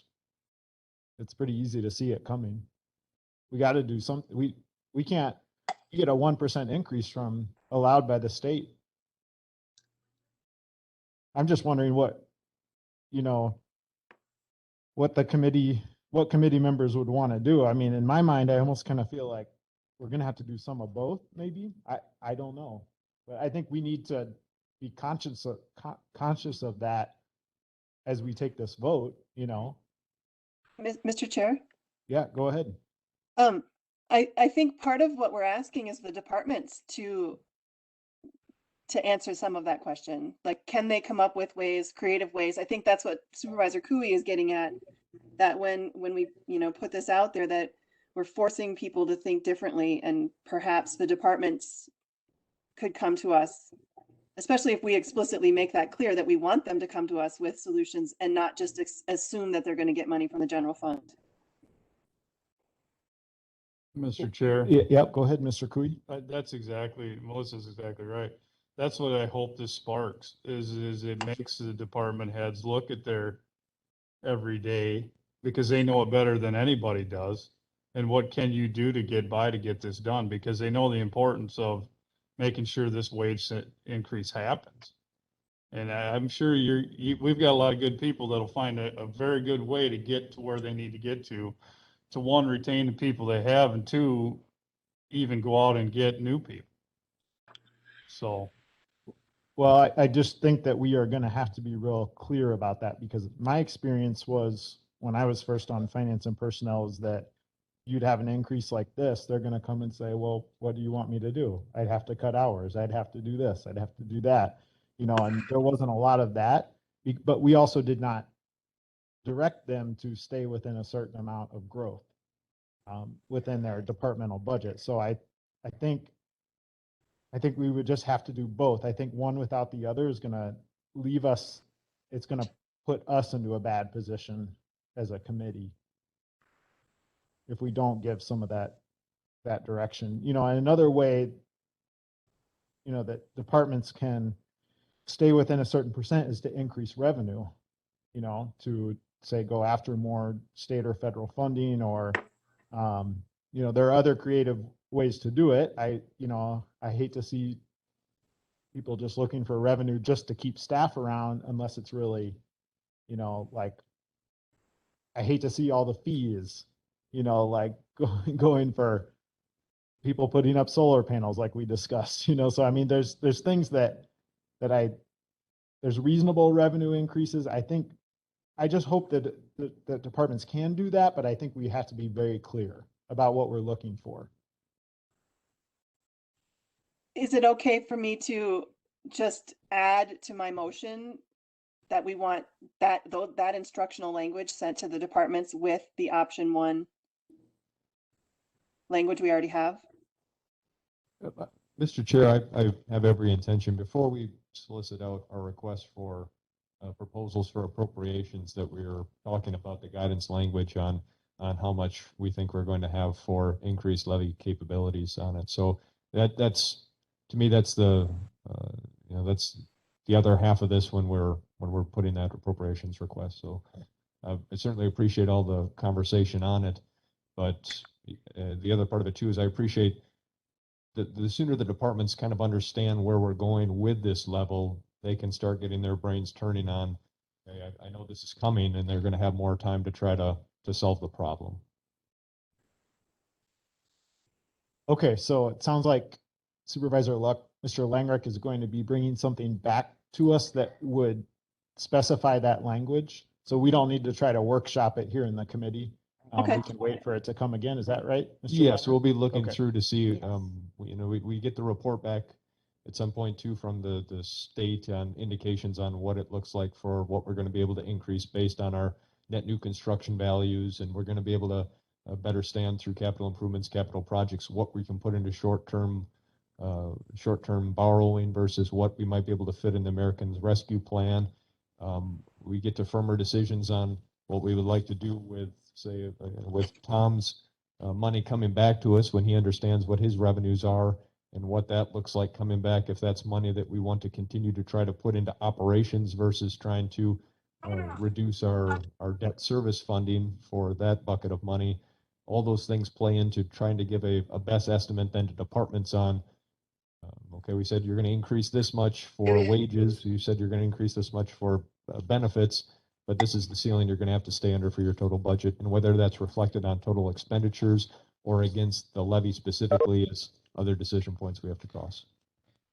Okay, so we'll keep a lot of balls in the air and let's go ahead and vote on this.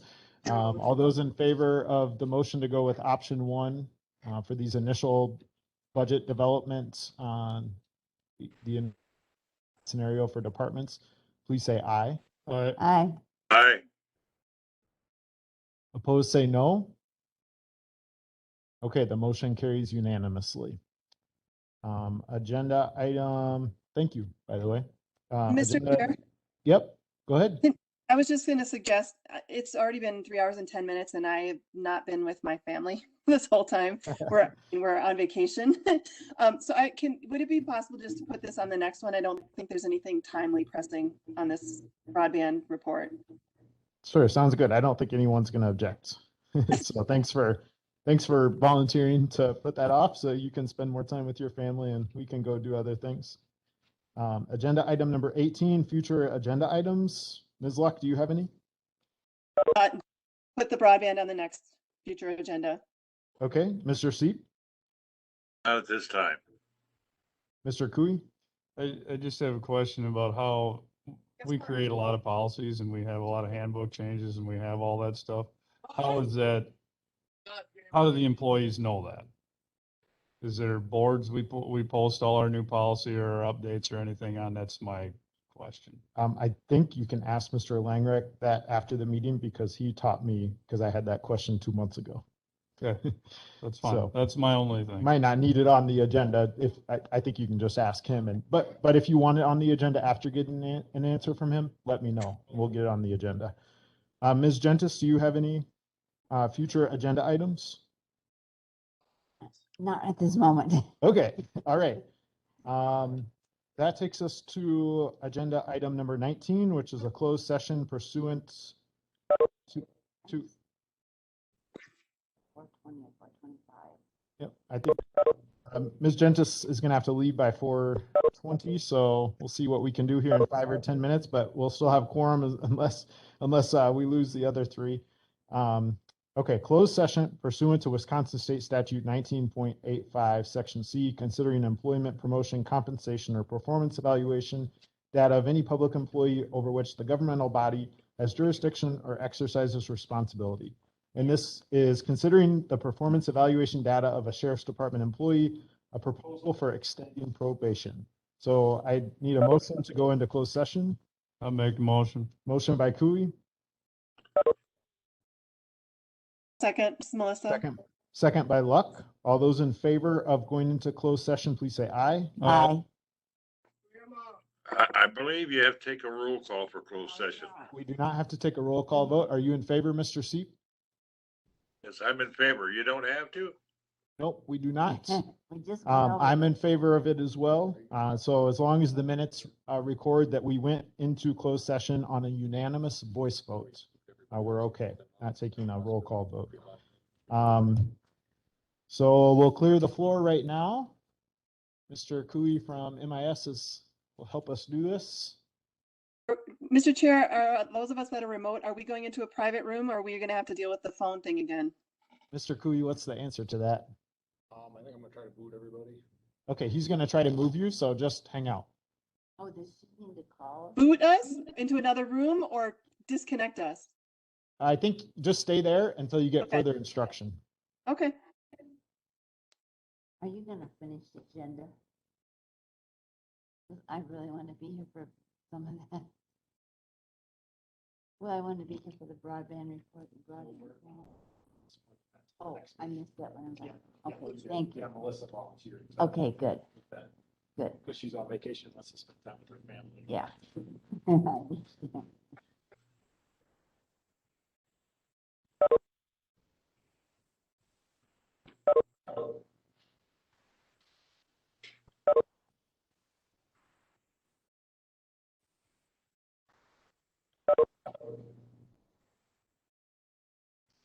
Meeting Tuesday.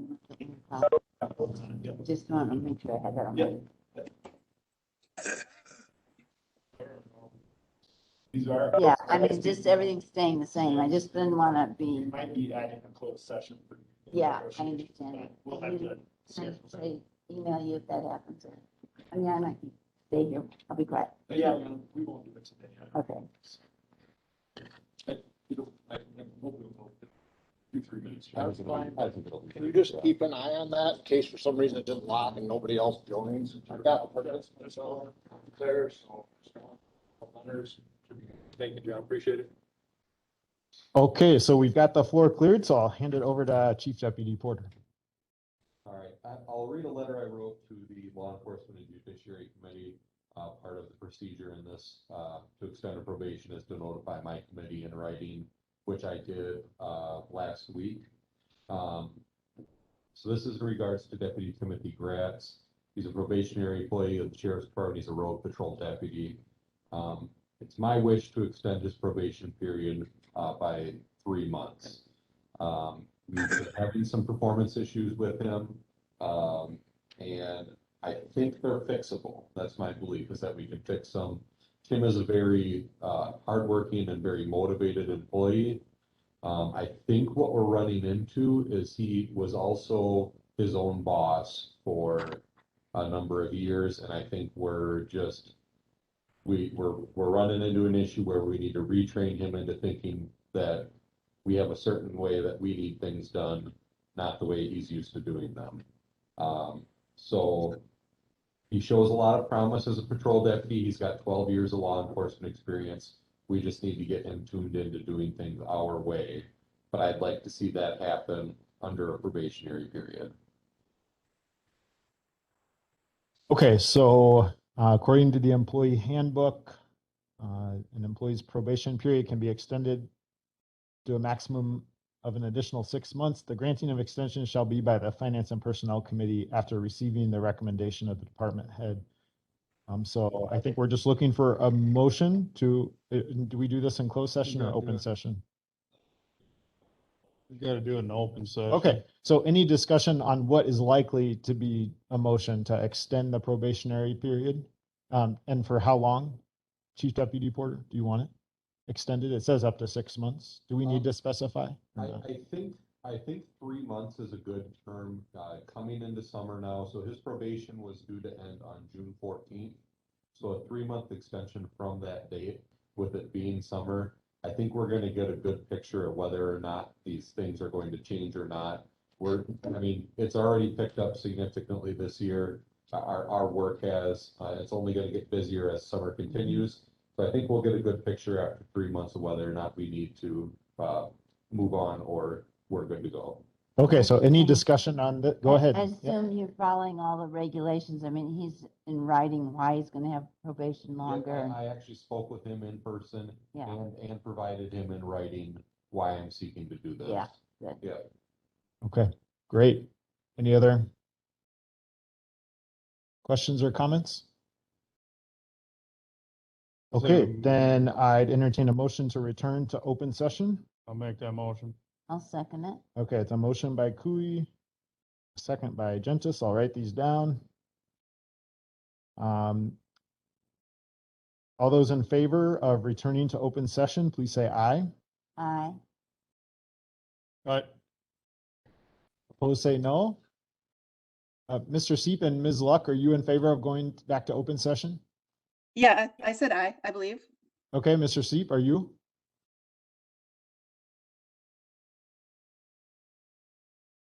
Mr. Seep, are you in favor of returning to open session?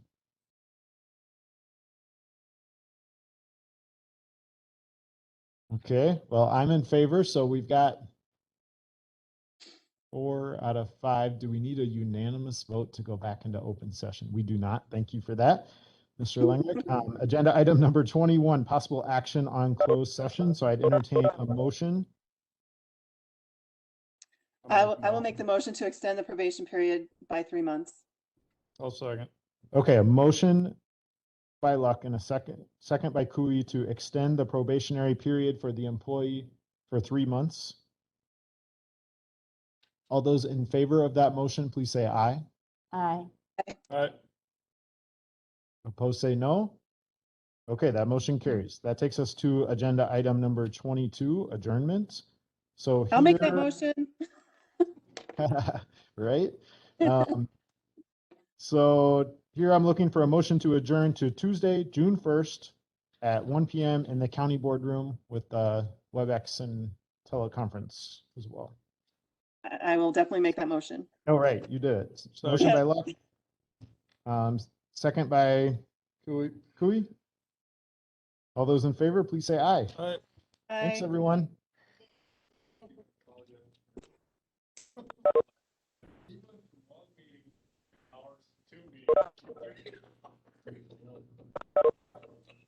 I do have to say though, I appreciate 2 meetings a month.